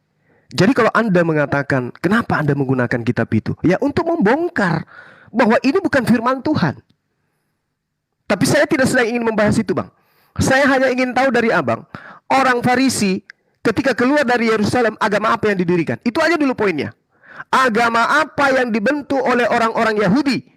Di luar daripada praktisi orang Yahudi itu sendiri. Ingat, di dalam Galatia 2 nomor 14, Paulus sendiri mengatakan orang yang tidak bersunat adalah orang yang hidup secara kafir. Pertanyaan saya kepada saudara, agama apa rupanya yang didirikan oleh orang Yahudi? Di luar daripada praktisi Yudaism sebagai praktisi Torah. Tolong jujur kepada kebenaran. Ini kitab saudara, Matius 23 nomor 15, ada sebuah konsep yang diajarkan oleh orang Farisi di luar daripada orang-orang Yahudi, di mana pengikutnya adalah orang neraka dan 2 kali lebih jahat daripada orang-orang Farisi itu sendiri. Tolong jawab saya dengan jujur, karena waktu saya tidak lama. Saya minta saudara jujur, agama apa yang didirikan oleh orang-orang Yahudi setelah mereka keluar daripada praktisi Torah itu sendiri? Silakan. Anda bicara agama, ya. Tapi Yesus tidak pernah, gurunya itu tidak pernah mengatakan agama, tapi memberikan edukasi tentang kehidupan ini, mempraktekkan pekerjaan-pekerjaan Allah itu. Jadi Yesus adalah bukan guru seperti kamu bilang guru dunia itu. Dia guru daripada kerajaan Allah, dia juga guru dalam dunia ini. Dia mempraktekkan apa? Dia mempraktekkan. Dia mempraktekkan pengajarannya apa? Tentang siapa Bapak itu, tentang siapa dia. Benarkah dia guru yang tentang mempraktekkan itu tentang penciptaan? Tunggu dulu, jangan potong. Saya tadi diam mendengarkan kamu lama, ya. Jadi guru yang sebenarnya itu tidak ada guru yang lebih hebat kalau tidak bisa mempraktekkan. Sekarang saya tanya, guru yang mana Anda ikuti? Nah, saya ngikuti Yesus, Bang. Saya ngikutin, makanya semua pernyataan yang saya katakan tadi adalah pernyataan Yesus. Anda sudah semua yang saya sampaikan ke Abang itu adalah pernyataan Yesus, pernyataan guru saya. Gini, kalau Anda kan seorang praktisi ya, ataupun seorang punya bela diri lah, ya. Yang namanya satu bela diri itu di zaman sekarang itu hanya satu Anda pelajari, Anda KO. Paham nggak maksud saya? Anda lebih paham di Alkitab, tapi Anda lupa dasar-dasar kamu yang ada di Al-Quran. Anda tidak menguatkan, Anda tidak kuat di situ. Kalau Anda kuat di situ dasar kitab perguruan kamu, bawakan itu kitab ini gitu loh. Jangan kamu masuk tapi nggak tahu tentang apa perguruan ini yang punya Alkitab. Anda mengajari tapi hanya teori. Anda bukan murid dari satu perguruan ini. Ini kita bicara bela diri dulu nih. Tapi dasar kamu bela diri kamu itu, yang dasarnya itu, tapi kamu tidak mempelajari. Kenapa? Kamu lemah mungkin di situ untuk mengalahkan perguruan ini. Kan gitu simpelnya. Maksud saya, mana prakteknya bela diri kamu yang dalam kitab itu, berikan kepada jurus-jurusnya untuk menghantam yang namanya Alkitab ini. Jangan Anda mempelajari kitab Alkitab, tapi kamu sendiri mematahkan. Kan lucu itu. Bukan murid Abang. yang baik seperti itu. Abang harusnya itu abang begini berpikirnya. Ini orang bukan dia punya kitab, kok dia lebih tahu daripada saya. Dia guru kungfu, tapi kitab-kitab kungfu ya dia selesaikan dengan mudah. Kok saya sendiri tidak? Kamu berteori. Enggak, Anda sombong terhadap kebenaran. Bukan, saudaraku, bukan Anda sombong dan angku terhadap kebenaran. Adakah yang salah yang saya sampaikan dari tadi, dari perkataan-perkataan Yesus? Ada. Menurut Anda ada tidak? Ada yang salah. Yang mana yang salah? Anda hanya mencomot dari perguruan itu. La haula wala quwata illa billah. Bung, Al-Qur'an, dengarkan. Baik. Satu menit bang. Saya klarifikasi. Satu menit. Gini bang. Al-Quran menerangkan seperti ini. Bismillahirrahmanirrahim. In huwa illa abdun an'amna alaihi wa ja'alnahu mathalan li bani Israel. Nabi Isa itu sebagai contoh pelajaran bagi Bani Israel. Dia diberi nikmat kenabian. Ini Al-Quran. Kami imani, saya mengimani, saya rangkulan, saya pelukan, saya ciuman dengan ayat ini. Nah, bagaimana dengan Yesus? Diterangkan di dalam kitab saudara, Kisah Para Rasul 2 nomor 22. Dengarkan saya bacakan. Hai orang-orang Israel. Nah ini, orang Israel yang diseru nih. Al-Quran mengatakan, mathalan li bani Israel. Tidak keliru kan? Hai orang-orang Israel, dengarkan perkataan ini. Yang aku maksud adalah Yesus dari Nazaret. Apa yang diterangkan oleh Al-Quran? In huwa illa abdun amna alaihi wa ja'alnahu mathalan li bani Israel. Yang kumaksud adalah Yesus dari Nazaret, seorang yang ditentukan oleh Allah dan yang dinyatakan kepadamu dengan kekuatan-kekuatan, dengan mukjizat-mukjizat, dengan tanda-tanda yang dilakukan oleh Allah dengan perantaraan Yesus di tengah-tengah kamu, seperti yang kamu tahu. Apa yang diterangkan oleh Al-Quran? Mathalan li bani Israel. Tidak ada yang salah kan? Kekuatan, mujizat, tanda-tanda yang dipertontonkan oleh Yesus adalah sebagai tanda bukti dia adalah utusan Tuhan kepada Bani Israel. Al-Quran tidak salah. Pernyataan saya tidak keliru. Yang bermasalah sekarang adalah Anda. Anda mempertuhankan sesuatu yang keluar daripada kaidah-kaidah yang diajarkan oleh sang guru tadi. Anda mengatakan dia guru. Tapi sang guru ini tidak pernah mengajarkan dirinya adalah Tuhan pencipta langit dan bumi. Tapi Anda tuhankan. Ini sebenarnya yang menjadi murid durhaka saya atau Anda? Silakan bang.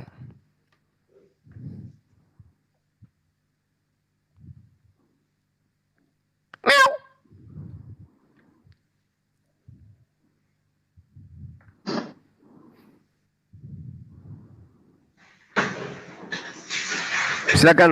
Silakan Bang Abdon, silakan. Waktu saya 1 menit. Saya masih ada 15 menit lagi ya, teman-teman. Ya, jadi Silakan gini. Bang Abdul. Oke, makasih. Jadi sebenarnya kalau teori itu A sampai Z bisa aja, tapi yang saya butuhkan di sini praktek. Kalau guru itu bisa mempraktekkan, memberi praktek kepada muridnya juga sama seperti itu. Anda sudah bilang Petrus. Nah, kalau tidak berguru kepada yang tidak bisa mempraktekkan, itu Anda tinggal pikir sejauh mana Anda bisa hanya teori saja. Contoh nih, Tuhan kata orang tidak terlihat benar, tapi hanya teori saja dia. Tuhan ini begini, Tuhan ini begini, Tuhan ini begini. Itu fakta, tidak nyata ada di bumi ini. Tapi Yesus adalah guru yang benar. Dia mempraktekkan tentang siapakah Tuhan itu, siapakah Bapa itu, bagaimanakah dia. Dia sudah mempraktekkan datang untuk mengajari murid-muridnya, yaitu mengajari anak-anaknya, mengajari hamba-hambanya kepada semua manusia. Itulah guru yang benar. Jadi maksud saya simpel saja. Jika Anda belajar kepada guru manusia, Yesus sudah berkata, percuma kamu beribadah kepadaku, sebab ajaranmu adalah ajaran manusia. Itu kata Yesus. Jadi maksud saya di sini, kita nggak perlu jauh melompat, tapi kita harus sadar, kita sebagai berguru dalam satu kitab ini, satu buku ini, boleh kita bandingkan dengan yang lain-lain. Siapakah manusia yang Anda sebut itu, kalau Anda mengatakan Isa Al-Masih, Yesus adalah manusia yang bisa mempraktekkan yang namanya Maha Pencipta, Maha Pengasih, Maha semuanya, hanya Yesus yang bisa mempraktekkan semua. Yang lain tidak ada. Itulah guru yang benar, Juma. Silakan. Oke, Bang, Abang. Saya masih melihat pada diri Abang ini ada tanda-tanda untuk mendapatkan hidayah. Sayang sekali Anda tidak menggunakan akal di dalam menakar setiap ucapan-ucapan Yesus dan juga ucapan yang saya sampaikan. Jadi gini Bang Abdon, kalau Anda berbicara mengenai praktek, berarti Anda akan saya giring kepada kondisi di mana Yesus itu adalah seorang Muslim. Dia bukan Kristen, Yesus itu. Tadi di awal Anda mengatakan Yesus tidak mengajarkan agama. Anda keliru. Matius 5 jelas dia katakan, jika hidup keberagamaanmu tidak lebih baik, tidak lebih sempurna daripada ahli Taurat, engkau tidak akan masuk ke dalam kerajaan surga. Kepada Jadi siapa agama yang kepada Bani siapa Israel. itu? Kepada Bani Israel. Kepada siapa? Orang-orang ahli Taurat kan? Kepada Bani Israel. Kenapa? Dengarkan Bang. Pada saat Yesus berkata di depan Bani Israel, di situ tidak ada penyembah mereka. Penyembah Yesus. Tidak ada orang-orang pemakan babi di sana. Tidak ada orang tidak bersunat di sana. Camkan itu baik-baik. Maka Paulus mengatakan dalam Galatia 2 nomor 14, orang yang tidak bersunat adalah orang yang hidup secara kafir. Yesus tidak mungkin dikerumuni oleh orang-orang kafir. Satu. Yang kedua, di dalam pengajaran Yesus, Bang, Matius 23, nomor 23, Matius 23 dari satu perikop Anda baca dari nomor 1. Yesus meminta kepada murid-muridnya agar jangan seperti ahli Taurat. Kenapa? Mereka mengajarkan Taurat tapi mereka tidak mempraktekkan. Tidak ada bedanya dengan Kristen hari ini. Mengambil kitab perjanjian lama tapi dia tidak praktekkan. Bahkan tadi di awal Anda mengakui Tuhan yang ada di dalam perjanjian lama beda dengan Tuhan Anda. Itulah bukti. Yesus mengatakan apa? Jangan kau ikuti mereka. Makanya saya tidak ikuti Kristen. Karena orang-orang ahli Taurat saja yang menteorikan tapi tidak mempraktekkan Taurat, kami tidak perlu ikut kepada mereka. Kami nggak percaya. Nah itu poin. Kemudian, Bung, kalau Anda mengatakan Yesus itu adalah guru dan murid yang baik adalah mencontohi apa yang dipraktekkan oleh gurunya, maka saya katakan Andalah yang kena dengan pernyataan Yesus. Percuma mereka menghormat kepada aku, tapi apa yang mereka lakukan adalah perkataan manusia. Anda menuhankan Yesus, menyembah Yesus, ibadah hari Minggu, makan babi, tidak bersunat. Itu ajaran siapa? Ajaran manusia, bukan ajaran Yesus. Coba kita lihat. Yesus mengajarkan kemudian bersyahadat. Yohanes 17 nomor 3. Persaksiannya di dalam Yohanes 5 nomor 36 yang saya bacakan kepada saudara. Beliau mempersaksikan Tuhan satu-satunya Tuhan dan dia adalah utusan Tuhan. Kemudian Yesus mengajarkan umatnya untuk ibadah. Ibadahnya itu sholat. Sholat itu sujud dalam beribadah. Berdiri, ruku, sujud. Itu dipraktekkan oleh Yesus. Anda tidak mempraktekkan itu. Yesus sunat. Yesus berpuasa. Itu bukti bahwa beliau itu adalah Muslim. Taat dia beragama. Di dalam menerima perintah, dia mempraktekkan perintah itu. Makanya dikatakan bahwasanya pekerjaanku adalah melakukan pekerjaan yang diperintahkan oleh Bapa untuk aku lakukan. Bahkan berkata pun, Yesus tidak berkata-kata dari diri sendiri. Yohanes 12 nomor 49. Apa yang aku katakan adalah apa yang diperintahkan. Ketaatannya mencerminkan dia seorang Muslim. Sementara Kristen, ya satu menit lagi Bang. Sementara Kristen ini adalah sebuah sekte yang didirikan atas dasar pembatalan hukum-hukum Taurat dengan menjadikan Yesus sebagai tameng. Dengan matinya Yesus di atas tiang salib, dia telah membebaskan, dia telah membatalkan hukum Taurat beserta segala ketetapan yang ada di dalamnya. Maka Kristen muncul tidak lagi melakukan hukum Taurat. Sama enggak dengan ajaran Yesus? Tidak, beda. Nah, kalau Yesus guru, sejatinya jadilah murid yang baik seperti saya. Dia mengatakan, aku diutus hanya kepada domba-domba yang hilang dari Bani Israel. Saya aminkan, yes, oke Yesus, kamu diutus untuk Bani Israel. Aku menyembah hanya kepada yang ada di surga. Oke Yesus, kamu menyembah hanya ada yang di surga. Hidup kekal itu adalah mereka mengenal engkau satu-satunya Tuhan yang benar. Oke Yesus, saya percaya bahwa Tuhan yang mengutus engkau adalah satu-satunya Tuhan yang benar. Dan engkau hanyalah utusan Tuhan. Saya percaya, saya murid yang baik. Anda percaya? Tidak. Anda membantai itu semua. Silakan. Oke. Jadi kembali lagi, kamu selalu berteori ya. Kalau di Alkitab itu ada tata cara bersunat, karena kamu yang bilang sunat ya. Ada tata cara bersunat, ada yang memerintahkan sunat, kepada siapa diperintahkan perjanjian sunat itu, semua lengkap jemaah. Kalau Anda mempelajari dalam kitab Al-Qur'an itu, mana ada kata sunat, siapa yang mengajarkan sunat? Paling kamu nanti bilang itu milahnya Ibrahim, tapi di situ harus tercatat jemaah. Jadi kamu harus mengakui jujur, Anda yang mengatakan itu, tapi Anda diserang kembali oleh perkataanmu. Kalau di Alkitab itu tidak ada Yesus melarang orang yang tidak bersunat. Tunjukkan kepada saya, karena itulah guru yang benar. Pahami itu jemaah. Jadi maksud saya, jika Anda ada buku yang bisa kita pedomani sesuai teori, sesuai praktek. Katanya kalau guru itu bisa menciptakan, muridnya juga harus bisa menciptakan. Itulah guru yang benar. Jadi kalau guru hanya berteori, muridnya pun hanya selalu berteori. Ini simple ini pengajaran ini. Makanya dari kata-kata itu kamu sudah menjalani ya, kamu sudah menjalani membuka kitab itu, membuka buku itu. Kamu semakin pintar, kamu harus mengakui itu. Pola pikiran kamu semakin pintar tentang Tuhan itu. Dan sedikit kamu bantah, dan sedikit kamu bantah. Tetapi jika kamu mempelajari kitab yang satu itu, ya Quran itu, Anda akan tidak tahu. Karena tidak bisa diserupakan Allah itu, tidak sebagai makhluk Allah itu. Nah, prakteknya, jujur, Anda juga nggak tahu. Tapi Yesus sudah mempraktekkan tentang siapa Tuhan itu. Bagaimana Tuhan itu menciptakan. Bagaimana dia memberikan mujizat. Semua dia bisa katakan itu. Dan apa yang dikatakan oleh guru itu, Yesus itu, terbukti semuanya. Jadi maksud saya, jemaah, biar semakin mendalam, saya minta selalu kamu memberitakan sesuatu, mengajari murid-murid, tapi kamu ambil buku yang bukan kamu pelajari sesungguhnya. Itu kekurangan kamu. Nah, kalau kamu bisa memperbandingkan dengan jujur, dengan fair tentang sejarahnya, tentang nabi-nabi, nabi manakah itu, bagaimanakah itu, di antara dua kitab ini, kamu harus fair. Ya, siapa yang membuktikan di situ lebih lengkap? Apalagi bicara sunat. Sunat itu adalah perjanjian Allah kepada Abraham. Oke, dan itu satu budaya bagi orang-orang Yahudi, sunat itu harus disunat. Bukan karena agama juga mereka disunat. Setiap yang bukan pengikut daripada itu orang-orang suku-suku yang lain, itu sunat. Itu budaya Yahudi. Dan Yesus pun ikut di sana. Tapi tidak ada masalah sunat dan tidak sunat dibicarakan oleh Yesus. Itu guru yang benar. Yang bersunat atau tidak bersunat, itu tidak masalah kepada guru itu. Guru yang benar tidak memandang orang itu miskin atau kaya atau bagaimana, itu guru yang benar. Tapi kamu selalu mengatakan seperti orang Yahudi, harus sunat, kalau tidak sunat harus dibantai, harus ini. Guru yang mana kamu dapati itu sebelum Yesus?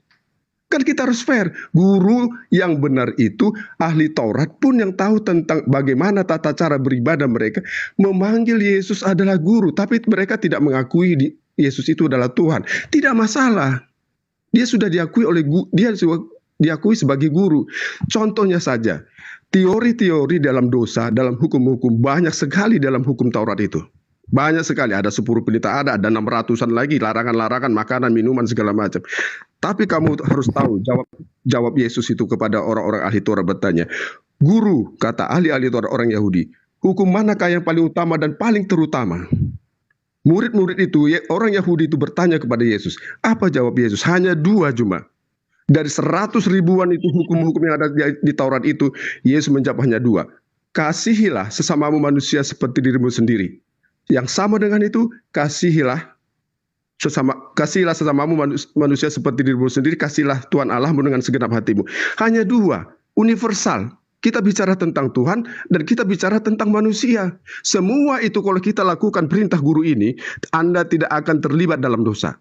Pahami, itulah hukum kasih. Nah, hukum kasih ini kamu bingung. Apa kasih itu? Apa kasih itu? Kamu sendiri kalau kamu membantu orang yang tidak punya, mereka menerima hukum kasih ada pada kamu cuma. Anda dapat hukum kasih itu dari kitab ini, tapi Anda tidak dapat hukum kasih di dalam Quran itu. Buktikan sama saya, ayo kita fair. Bagaimana Tuhan itu memberikan pengajaran? Siapakah yang mengajari di Alkitab? Tuhan sendiri. Siapakah yang mengajari tentang di Quran itu? Siapa? Kan kita harus fair gitu, biar kita lebih paham guru yang mana kita ikuti. Jadi jangan asal bilang bahwa manusia, Tuhan itu manusia, tapi Anda bicarakan ketika saya Tuhan itu seperti apa, Anda tidak bisa membuktikan seperti apa. Begitu. Silakan.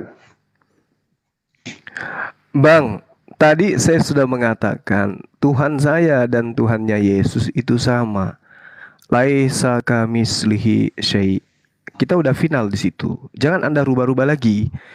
Kristen sendiri yang Tuhannya sendiri. Yahudi dengan Islam sama Tuhannya. Kristen ini, jadi Anda jangan bangga dengan konsep itu. Ini konsep Tuhan Anda nggak usah Anda jajakan. Karena itu akan saya makan mentah nanti. Cukup ini yang kita bahas yang tadi. Nah, Anda mengatakan saya tidak ngerti tentang kasih. Bung, justru karena saya sedang mempraktekkan kasih, saya mengajak Anda untuk menjadi pengikut Yesus. Matius 5 nomor 19. Barang siapa yang meniadakan dan mengajarkan. Coba.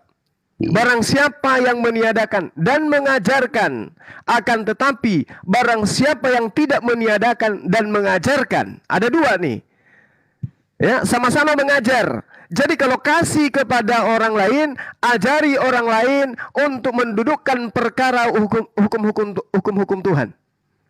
Kalau sayang kepada orang lain, ajarkan orang lain untuk mendudukkan Yesus sebagai utusan Tuhan. Nah, kalau dia tidak kasih, maka ajarkan Yesus itu adalah Tuhan. Nah, sekarang bagaimana mungkin Anda mengatakan, aku kasih kepada Tuhan, tapi Anda menggugurkan semua perintah-perintahnya? Baca Yosua 22 nomor 5. Bukti kasih kepada Allah, kepada Tuhan adalah menjalankan dengan sangat setia semua ketentuan-ketentuan yang dituliskan di dalam firman Tuhan berdasarkan apa yang diserahkan kepada Musa. Baca itu, Bang. Itu kitab kasih. Yosua 22 nomor 5. Syarat kasih kepada Allah, kepada Tuhan adalah sangat setia. Itu dalilnya begitu. Engkau harus berlaku sangat setia kepada segala ketetapan, ketentuan, aturan, hukum-hukum yang dituliskan Musa. Itu. Kasih kepada manusia adalah mengajarkan manusia untuk tunduk dan patuh kepada ketetapan-ketetapan Tuhan. Bagaimana mungkin Anda bisa kasih kepada anak istri? Jangan ke orang lain dulu. Ke anak istri aja dulu. Anda mengajarkan mereka menjadi Kristen. Sementara Kristen adalah agama yang didirikan oleh orang Farisi sebagai orang neraka. Bagaimana Anda dikatakan kasih? Anda mengajarkan Kristen kepada anak istri Anda. Sementara Kristen itu adalah agama yang tidak diajarkan oleh Yesus. Kristen itu adalah agama yang berdoa kepada Yesus, bernubuat demi nama Yesus, bermujizat demi nama Yesus, mengusir setan dengan nama Yesus. Dan Kristen itu adalah satu-satunya agama yang memanggil Yesus Tuhan. Dan Anda tahu bahwa Yesus akan mengusir orang-orang yang memanggil dia Tuhan dengan mengatakan, enyahlah daripadaku, engkau semua pembuat kejahatan. Bagaimana mungkin Anda dikatakan kasih kepada anak istri? Anda mengajarkan satu konsep di mana konsep itu bukan diajarkan oleh Allah Bapa. Sementara Yesus mengatakan, tidak semua orang yang memanggil aku Tuhan masuk ke dalam kerajaan langit, melainkan dia yang melakukan kehendak Bapakku yang ada di surga.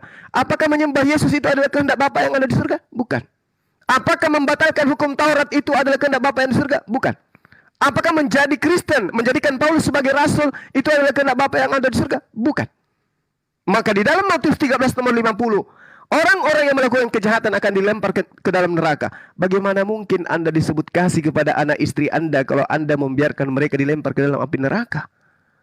Sementara Yesus mengatakan, jika engkau percaya kepada aku, engkau akan melakukan pekerjaan-pekerjaan yang aku lakukan. Nah, Yesus tidak melakukan pekerjaan-pekerjaan Kristen. Ke gereja hari Minggu, makan babi, pesta Natal. Yesus tidak lakukan itu. Kenapa Anda melakukan? Sementara Anda mengatakan kasih. Yang dikatakan kasih, taat kepada Allah, Tuhannya Yesus, dan taat kepada Yesus, utusannya Allah. Itu baru kasih. Kasih kepada Allah, mengajarkan manusia, mengajarkan kepada saudara Abdon untuk kembali kepada jalan yang benar. Itu yang dikatakan kasih. Kalau mengajarkan menyembah kepada manusia, itu bukan kasih, itu laknat. Anda mengajarkan laknat. Laknat kepada Allah, laknat kepada sesama manusia. Dengan mengajarkan mereka menjadi Kristen. Karena Yesus tidak pernah mengenal Kristen itu apa. Itu yang perlu Anda pahami. Saya satu sesi lagi ya. Habis ini saya pamit. Silakan. Tunggu dulu ya. Jadi Anda dari tadi ya benar saya omongin. Kamu mempelajari kitab yang mana? Jangan lupa kulit dari kacangnya dan lupa kacang dari kulitnya. Anda mengatakan kasih dasar kamu kitab suci Alkitab. Guru yang benar adalah mempelajari kitabnya sendiri dan disampaikan. Kalau Anda bicara tentang kasih tapi tidak ada prakteknya yang Anda pelajari, itu sama dengan di 2 Petrus 2:3, 2 Petrus 2:3. Dan karena serakahnya guru-guru palsu itu akan berusaha mencari untung dan kamu dengan cerita-cerita isapan jempol. Ya. Baca itu cuma 2 Petrus 2:3. Dan karena sekiranya guru-guru palsu itu akan berusaha mencari untung dari kamu dengan cerita-cerita isapan jempol mereka, tetapi untuk perbuatan mereka itu hukuman telah lama tersedia dan kebinasaan tidak akan tertunda. Jadi maksud saya, Anda harus guru yang benar. Kalau saya bicarakan tentang kasih, Anda jangan isapan jempol kasih-kasih tapi tidak ada tertulis dalam kitab yang Anda pelajari. Harus fair gitu loh. Jadi saya tahu tentang kasih itu seperti apa yang tertulis di dalam kitab yang Anda pelajari. Anda mengambil kitab Alkitab. Jadi nggak fair dong begitu. Guru yang benar itu mempelajari tentang kitab yang diserahkan kepada murid-muridnya, bukan kitab Alkitab yang kamu serahkan. Kitab Quran itu yang diserahkan, dibaca pengertiannya, dibaca pemahamannya. Maksud saya di sini cuma biar kita lebih paham. Anda sudah satu langkah lebih maju karena Anda mempelajari Alkitab. Nah, tapi karena terlalu maju, Anda tidak mampu menceritakan apa yang kita bahas tentang kasih. Pedoman kita itu sebagai guru adalah terbitan yang Anda buku, itulah yang dipelajari. Jangan yang lain-lain. Itulah guru yang benar. Maka dari itu, jangan sampai kamu cuma tertulis di 2 Petrus 2:3. Dan karena serakahnya guru-guru palsu itu akan berusaha mencari untung dan kamu dengan cerita-cerita isapan jempol mereka. Tetapi untuk perbuatan mereka itu hukuman telah lama tersedia dan kebinasaan tidak akan tertunda. Jadilah guru yang benar cuma Anda bisa tahu tentang apa yang disampaikan tentang kasih. Kalau tidak ada tertulis tentang kasih yang diajarkan oleh Tuhan atau diajarkan oleh guru yang Anda yakini di dalam Quran itu siapa, jangan kepada guru seperti yang lain, ya, kepada manusia. Karena Yesus mengatakan percuma mereka beribadah kepadaku, ajaran mereka adalah ajaran manusia. Ajaran manusia tentang Tuhan tidak mampu menceritakan tentang Tuhan. Hanya Yesus sebagai Tuhan, dia bisa menceritakan tentang Tuhan dan kerajaan Allah. Jadi guru yang benar adalah Yesus sudah mengatakannya, akulah guru dan Tuan. Oke? Silakan. Iya. Oke, baik. Jadi gini, Bung. Saya sedang berbicara dengan orang Kristen. Beda kalau saya lagi internal Islam tentang kasih sayang, pasti larinya ke Al-Quran. Jangan Anda ragukan tentang Al-Quran, tentang perintah kasih. Di dalam kitab saudara tidak akan pernah Anda temukan data perintah saling menyayangi. Nggak ada. Yang ada cuma kasih, mengasihi. Sementara kasih itu levelnya rendah dibandingkan sayang. Di Al-Quran kasih dilengkapi sayang. Di kitab mana nggak ada sayang. Yang ada hanya kasih. Nah, kalau Anda berbicara tentang Al-Quran, Allah mengatakan dalam surah Maryam ayat 96, Innal ladina amanu wa amilus salihati sayaj'alu lahumur rahmanu wudda. Itu jelas tuh. Sungguh orang-orang yang beriman dan mengerjakan kebajikan, kelak Allah yang Maha Pengasih akan menanamkan rasa kasih sayang dalam hati mereka. Surah At-Taubah ayat 24. Itu kasih sayangnya itu jelas sekali. Bagaimana perintah Allah di dalam kehidupan umat Islam agar mereka kemudian menjaga anak-anaknya, hartanya, istrinya dari api neraka. Dengan cara apa? Mengajarkan mereka untuk mentaati perintah-perintah Tuhan. Seirama dengan yang diajarkan oleh Yesus. Ya. Itu yang perlu saudara pahami. Lalu kemudian Al-Quran mengatakan apa? Ud'u ila sabili rabbika bil hikmah wal mau'izal hasana wajadilhum billati hiya ahsan. Serulah abdon, serulah manusia kepada jalan Tuhanmu dengan cara hikmah dan pengajaran yang baik, dan berdebatlah dengan mereka dengan cara-cara yang baik.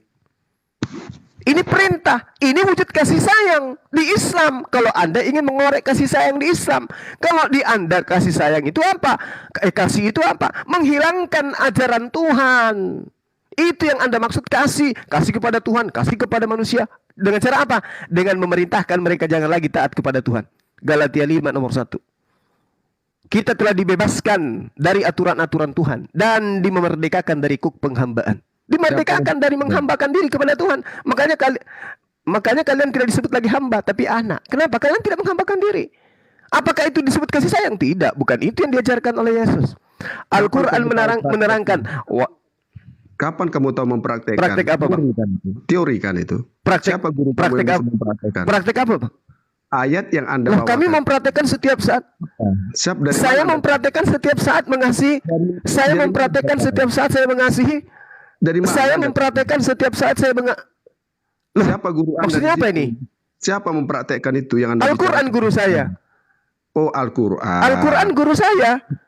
Bagaimana Iya, cara mempraktekkan itu? Baginda Rasulullah Muhammad, dengarkan. Baginda Rasulullah Muhammad Sallallahu Alaihi Wasallam datang mengubah semua pokok-pokok ajaran kesyirikan menuju kepada keselamatan. Apakah itu kurang?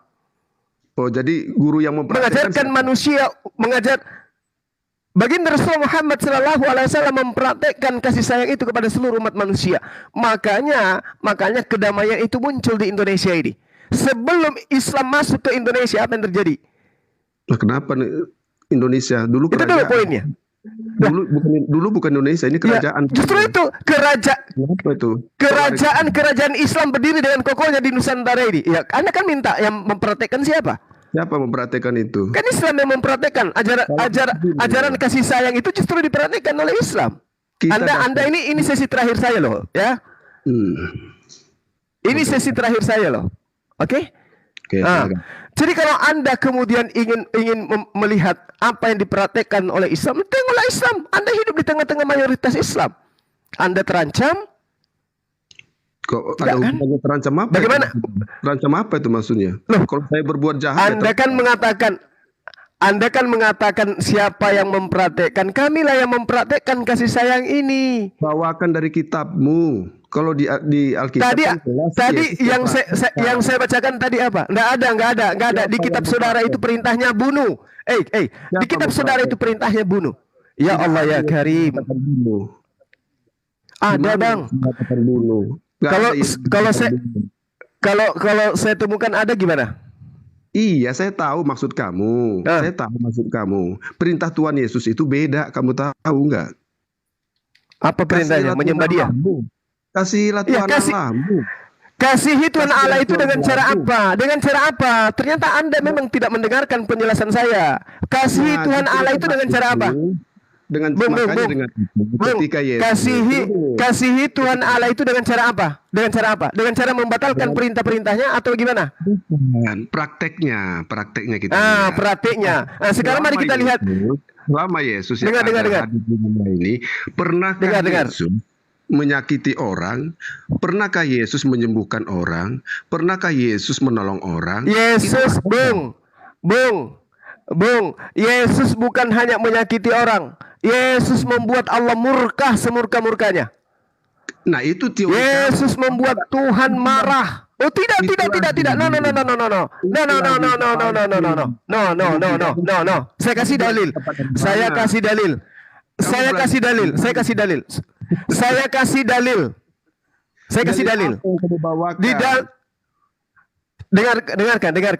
Dengarkan dulu. Sabar. Kalau perlu lepaskan kacamatanya biar Anda bisa dengar dengan baik. Dengarkan.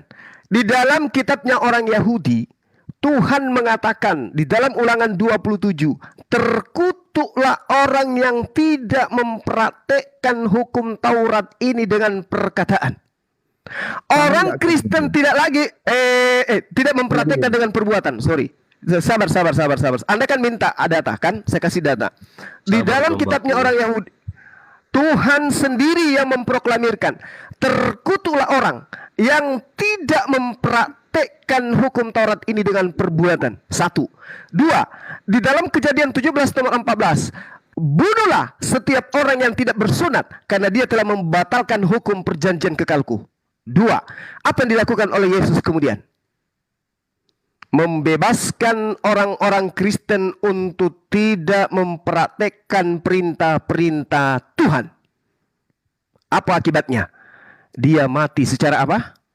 Terkutuk. Kalau matinya saja terkutuk, jangan mimpi dia mau masuk surga. Oke? Kenapa? Ini saya kasih data. Sebelum Anda bicara, saya kasih data. Yesaya 44 nomor 9. Yehezkiel 44 nomor 9. Orang yang tidak bersunat haram hukumnya masuk ke dalam bait suciku. Ayo. Baca Yehezkiel, sabar, Yehezkiel 66. Orang yang makan babi akan dihanguskan dengan api yang menyala-nyala. Oke? Jadi bagaimana mungkin kemudian orang dengar, bagaimana mungkin kemudian orang yang tidak mempraktekkan hukum-hukum Tuhan dikarenakan Yesus telah membatalkannya menurut Paulus, Yesus ini bisa selamat? Gak bisa. Yesuslah orang yang akan tinggal di dalam api neraka secara kekal abadi. Kalau kita mengikuti perkataan Paulus, tapi itu adalah fitnah. Yesus tidak pernah membatalkan, tapi difitnah. Dengan matinya Yesus di atas tiang salib, Dia telah membebaskan, Dia telah membatalkan hukum Taurat dengan segala ketetapan yang ada di dalamnya. Itu fitnah. Sementara Yesus mengatakan di dalam Lukas 17:16 dikatakan apa? Lebih mudah langit dan bumi lenyap daripada setitik hukum Taurat itu batal. Itu Bang. Itu perkataan Yesus. Batal makanya antara Tuhan yang disembah oleh Yahudi dan Tuhan yang disembah oleh Kristen itu berbeda. Makanya syariat yang dilakoni oleh orang Yahudi dengan syariat yang diperhatikan oleh Kristen itu berbeda. Apa buktinya? Itu membuktikan bahwa Kristen ini bukan ajaran Yesus. Demikian dari saya Bang Abdon, teman-teman yang ada di sini, sabar-sabar, Anda boleh tanggapi, saya dengarkan nanti. Saya pamit dulu. Bang Zuma. Jadi silakan. Jadi saudara Abdon ini dia menuntut kepada Bang Zuma karena Bang Zuma membahas Bible. Biarin dulu. Saya mau ngomong dulu. Saya biar selesaikan dulu dengan Zuma. Jadi pemahaman tentang hukum Taurat, pemahaman tentang apa yang diajarkan oleh Yesus, kamu tidak mengerti ajaran siapakah yang layak penggenapan itu, ya. Kalau Anda makan babi, sunat, Anda tidak tahu apa yang dikatakan Yesus tidak pernah dalam rangka untuk menghilangkan satu pun dari hukum Taurat itu. 10 perintah Allah cuma tidak ada namanya sunat di situ. Tidak ada yang namanya makan babi di situ. Jangan dulu potong. Jadi pemahaman seperti ini, kamu tidak tahu apa kitab Taurat, apa yang namanya kitab Mazmur, Yesus. Jadi perbedaan makna yang guru sebenarnya yang bisa memerintahkan yang benar adalah Yesus. Contoh, pahami ini di Quran juga ada, yang di Taurat juga ada. Ada larangan, ada perintah jika wanita yang berzina harus dihukum rajam. Itu orang Yahudi itu. Wanita yang berzina kedapatan harus dihukum rajam. Itu perempuan yang berzina itu dibawa oleh ahli-ahli Taurat orang-orang Yahudi ke hadapan Yesus.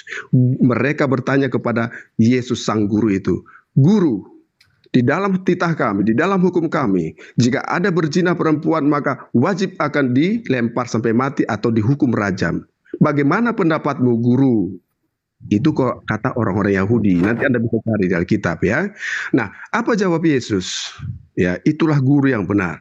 Jawab Yesus, padahal di kitab aku udah mereka, tamat itu Bang. Aku udah tamat. Kamu tamat menghafal, ya. Padahal di kitab mereka orang Yahudi yang taat kepada hukum itu tunduk kepada perkataan Yesus. Kalau begitu kata Yesus, barang siapa di antara kamu tidak punya dosa, tidak berdosa, baiklah melempar duluan. Oke? Bayangkan itu perkataan Yesus mereka tidak bisa melakukan hukum Taurat yang mereka taati. Gugur mereka. Padahal di kitab itu harus diwajib dihukum rajam. Oke? Nah, perkataan Yesus, jika ada di antara kamu tidak berdosa, baiklah melempar duluan. Tidak satu pun terjadi mereka berani melempar perempuan itu. Apa kata Yesus kepada orang yang berdosa yang mendapatkan zina ini? Bagaimana anakku? Adakah yang melempar engkau? Apa kata perempuan itu? Tidak ada, guru. Ya. Kalau begitu aku juga tidak melempar engkau. Pergilah, jangan berbuat dosa lagi. Itulah prakteknya Allah itu Maha Pengampun. Pernah nggak kamu pelajari guru yang sebenarnya memberi pelajaran di dalam kitab itu. Di dalam kitab itu, di dalam kitab yang kamu pelajari. Itu loh. Baik bang. Sekarang gini. Sekarang begini. Sekarang tunggu. Waktu saya tinggal sedikit. Sekarang saya tanya dulu. Tunggu. Wanita tadi diampuni dosanya atau tidak? Tunggu dulu. Jangan berbuat dosa. Pergilah, jangan berbuat dosa lagi. Oke? Nah, kata-kata ini konteksnya sebenarnya wanita sudah mati dirajam oleh ahli Taurat itu, ahli agama itu. Tapi adanya Yesus di situ terjadi keselamatan bagi orang yang berdosa. Pahami itu. Kamu nggak pertanyaan saya tentang kejadian itu. Pertanyaan saya. Sabar. Pertanyaan saya bang. Pertanyaan saya. Biar anda jelaskan. Pertanyaan saya. Wanita tadi diampuni atau tidak? Diampuni dong. Kalau dia nggak diampuni, dia mati. Diampuni. Iya. Oke. Berarti tidak Bung. Berarti tidak berguna penyaliban kan? Gini dulu. Kalau berguna penyaliban kan? Ternyata Yesus bisa mengampuni tanpa salib kan? Kamu nggak ngerti, itu kamu teori kamu. Selesaikan dulu saya. Itulah dalam kejadian itu cuma yang katanya Yesus juru selamat dengan perkataannya saja perempuan yang kedapatan berzina dan berdosa ini selamat daripada maut. Kalau tidak ada Yesus di sini, berarti diampuni. Iya, berarti diampuni. Kalau tidak ada diampuni. Berarti tidak ada penyaliban, orang pun bisa selamat, betul? Penyaliban itu beda konteksnya lagi. Kamu bawa itulah teori kamu yang nggak paham. Kamu campur aduk. Kalau nasi, gini. Kita bicara mobil, Anda jangan bicara pohon. Allahu Akbar, Masya Allah. Makanya kalau buku-buku itu ada ilmu ada IPA, IPS, mungkin ada pelajaran. Ternyata sia-sia kematian Yesus di atas tiang salib. Ternyata dengan cara mengatakan dosamu diampuni, semua orang bisa terampuni. Ya Allah ya Karim. Dengan penyalipan itu, ketika Yesus bersama dengan orang yang hidup, dia lepas daripada maut. Bagaimana dengan orang yang mati? Yesus disalibkan dan mati, dia menyelamatkan orang-orang mati semua. Itulah namanya guru, yang namanya guru penguasa kematian dan penguasa kehidupan. Di kematian silakan. Jika tidak ada yang berkuasa mengambil Anda, menyelamatkan Anda di kematian, maka itu bukan guru yang benar. Pahami itu, kita bicara konteks iman. Jangan bandel. Oke. Jangan ngeyel, silakan. Oke, Saudara Abdon. Wanita tadi selamat. Oke? Karena dia kemudian dikatakan oleh Yesus, itu perkataan Yesus, katanya, jangan lagi kau mengulangi dosa tersebut. Itu sudah diterangkan oleh Al-Quran, Bung. 1400 tahun silam Al-Quran sudah menjelaskan itu. Bismillahirrahmanirrahim. Wa musaddiqan lima baina yaday minat Torah wa liuhilla lakum ba'dal ladina hurrima alaikum wa ji'tukum bi ayatin min rabbikum fattaqullaha wa ati'un. Itu sudah dijelaskan. Nabi Isa datang kepada Bani Israel untuk menghalalkan kepada Bani Israel sebagian dari apa yang diharamkan oleh Allah kepada mereka Bani Israel. Al-Quran tidak pernah keliru dengan di situ. Yang menjadi permasalahan ini adalah ketika hukum qisas itu tidak diperhatikan rajam kepada wanita tersebut.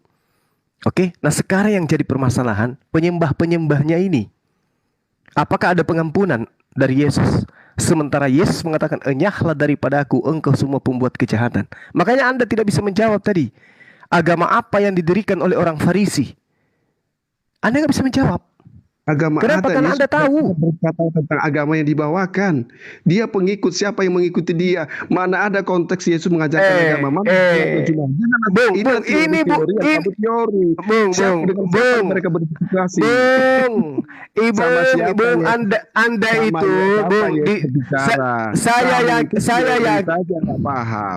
saya yakin di dalam kepala Anda. Anda tidak mengerti. Saya yakin, dengar, jangan buat saya kurang ajar sama Anda ya. Dengarkan Bang, di dalam kepala Anda. Anda bilang begitu? Anda coba pergi ronseng, kepala Anda kelihatannya ada garpu di dalam nyangkut. Anda tidak di dalam Matius 2, dengarkan saya. Ini waktu saya terbuang percuma, dengarkan.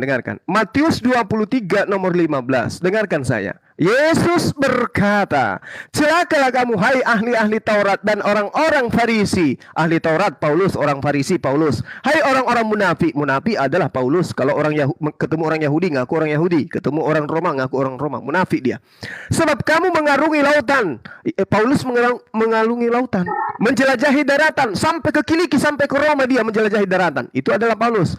Untuk mentobatkan satu orang saja, orang Yahudi, non-Yahudi. Orang Yahudi menjadi pengikutmu, menjadi penganut agamamu. Berarti ada agama yang didirikan oleh orang Farisi. Bukan Yesus mengajarkan agama, tapi orang dengar. Tidak ada agama Kristen. Dengar. Pahami juga, Anda tidak, jangan guru palsu kamu kayak gitu. Masa ada agama Kristen? Baca kisah para rasul 20. Ayat yang kamu berikan tadi. Baca kisah para rasul. Baca kisah para rasul. Ayat yang Dengarkan saya, Bung. Waktu saya terbuang nih.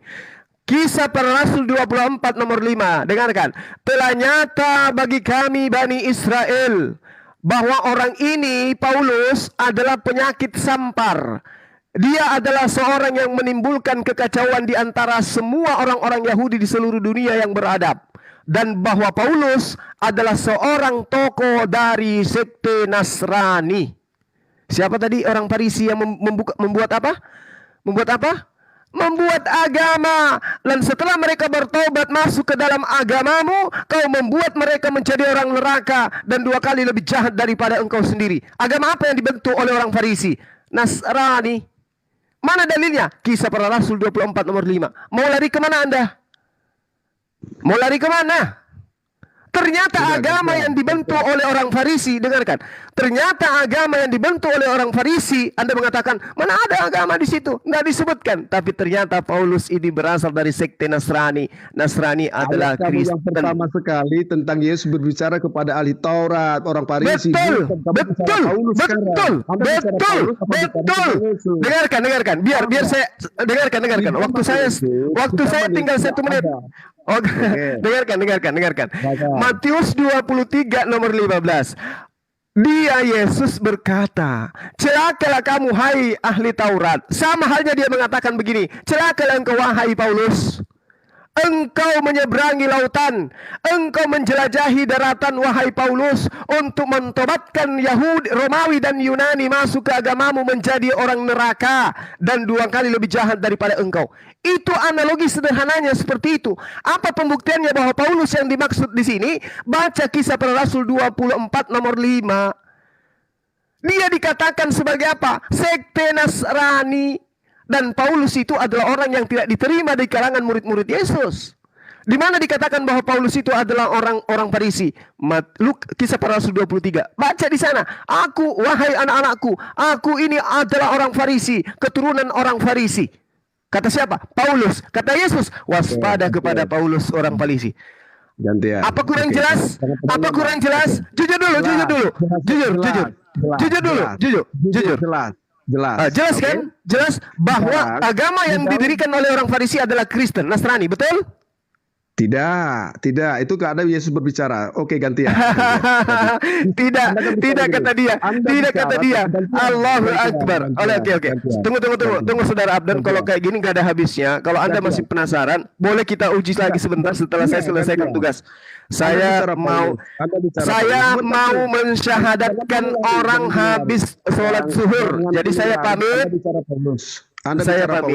Enggak. Saya pamit. Tunggu dulu saya ngomong baru pamit. Di surat Yasin 14 kamu bicara tentang Paulus. Kamu sering mengejek dia, merendahkan dia. Di surat Yasin 14 itu tertulis Paulus juga yang dinamakan Bulus. Ya, silakan dengan pemahaman Anda, silakan. Pengabaran tentang Injil. Paulus itu sampai ke Arab.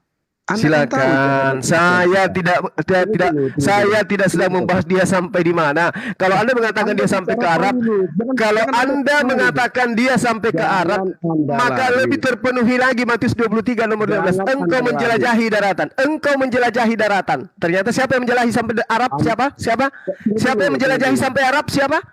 Tunggu dulu. Paulus. Saya tanya. Siapa yang menjelajahi daratan sampai ke Arab? Siapa? Paulus. Oke, baik. Paham, Selesai. Ya, Selesai. makasih, Oke. kan? Sip. Oke. Kenapa kamu merendahkan? Sedangkan di Udah. kitabmu tertulis surat Yasin Bukan 14. saya merendahkan, Bung. Bung, bukan saya merendahkan. Kisah para Rasul 24 nomor 5 telah nyata kepada kami bahwa Paulus ini adalah penyakit sampar. Bukan saya yang mengatakan. Kamu bilang Kisah sabar, para dan Rasul sabar 24. Kisah para Rasul 24 nomor 5. Gantian. Surat Yasin 14 tertulis. Kamu bawa tafsirnya ya. Oh ya, silakan Ketika kami saya sudah bantah padahal. Saya sudah bantah. Percuma.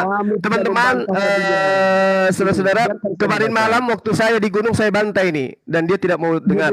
Tidak ada hubungannya Paulus dengan Bulus, nggak ada hubungannya.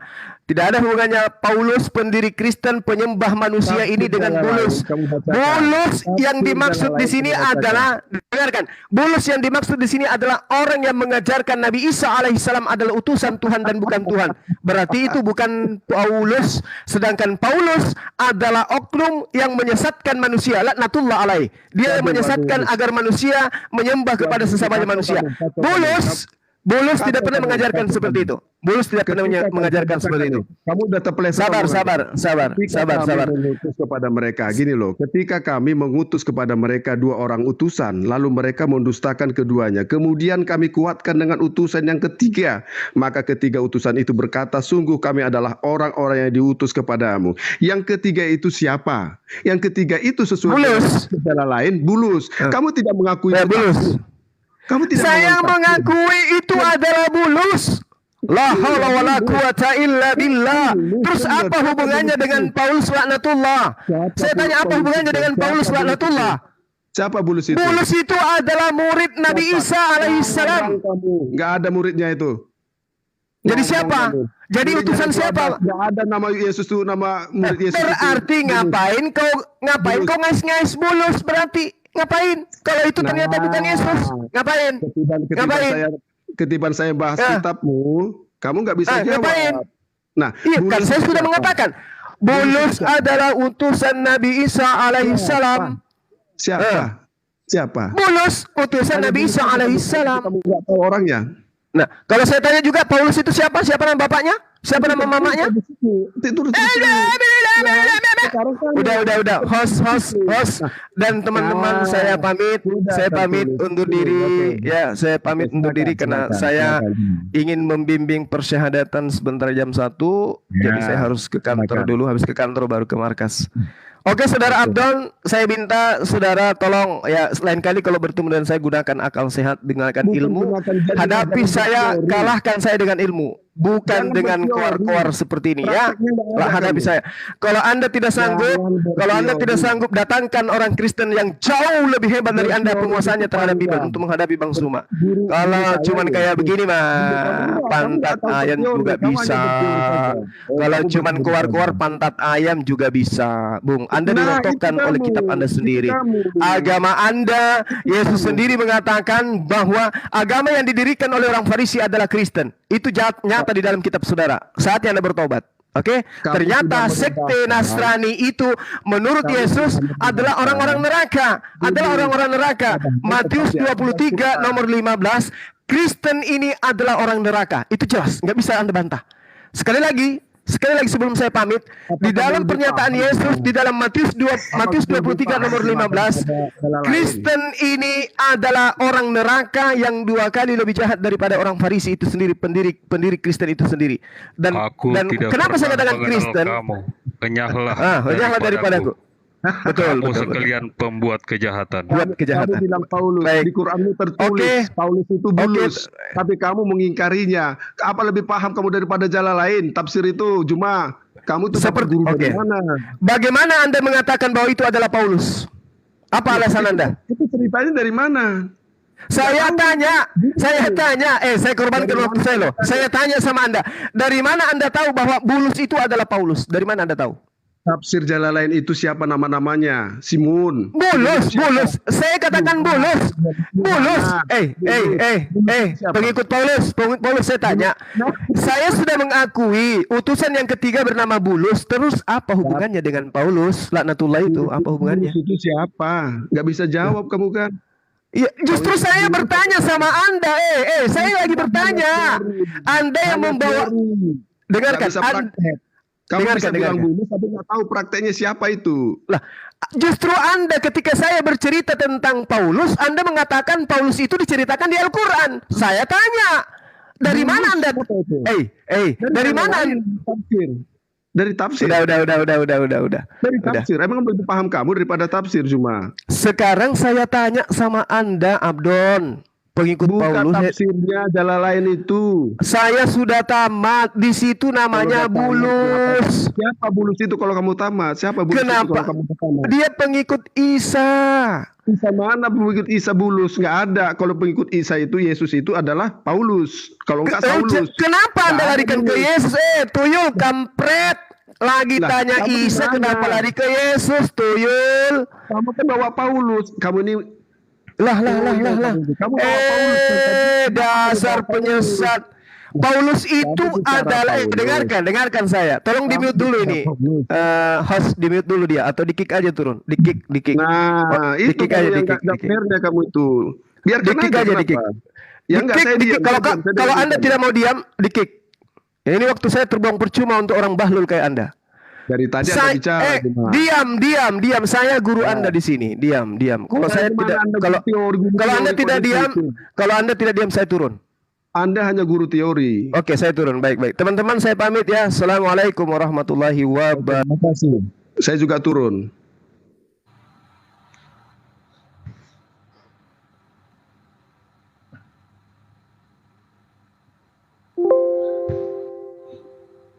Kenapa?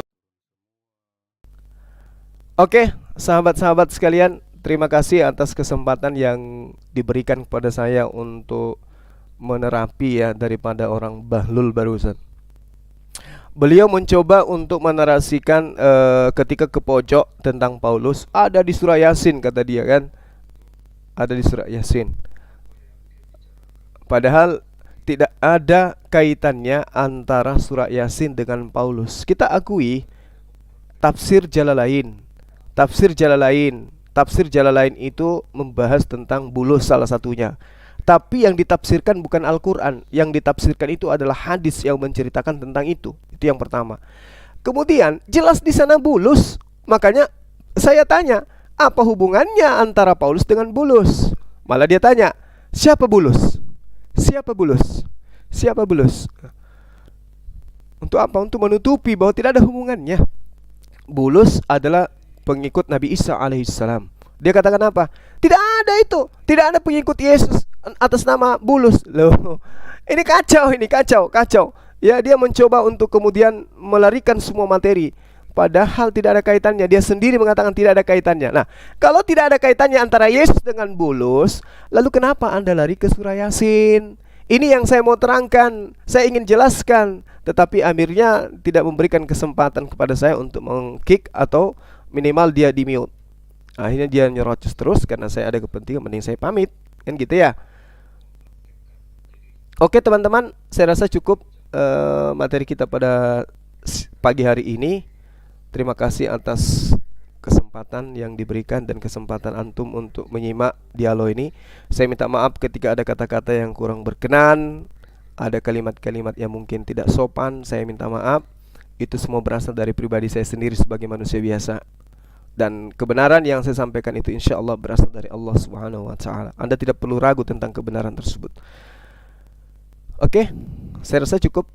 Kita akhiri sampai di sini pertemuan kita untuk sesi kali ini. Mudah-mudahan sebentar sore atau sebentar malam, teman-teman jangan lupa bentar malam itu saya bersama dengan Kiai Haji Idrus ya. Idrus Ramli akan memberikan kajian tentang kristolog, pentingnya materi-materi kristolog di dalam pengembangan materi pengajaran Islam terhadap generasi muda. Saya rasa ini adalah hal yang sangat penting untuk kita simak. Untuk itu sebentar malam kita live dari Zoom membahas tentang pentingnya ilmu, pentingnya apologet atau debat kristolog di tengah-tengah bangsa ini. Saya kira seperti itu. Ya, saya pamit undur diri. Terima kasih dan mohon maaf. Subhanakallahumma bihamdi, asyhadu alla ilaha illa anta, astaghfiruka wa atubu ilaik. Salam tauhid, salam satu Tuhan. Jayalah Islamku, jayalah Indonesiaku, merdeka. Assalamualaikum warahmatullahi wabarakatuh.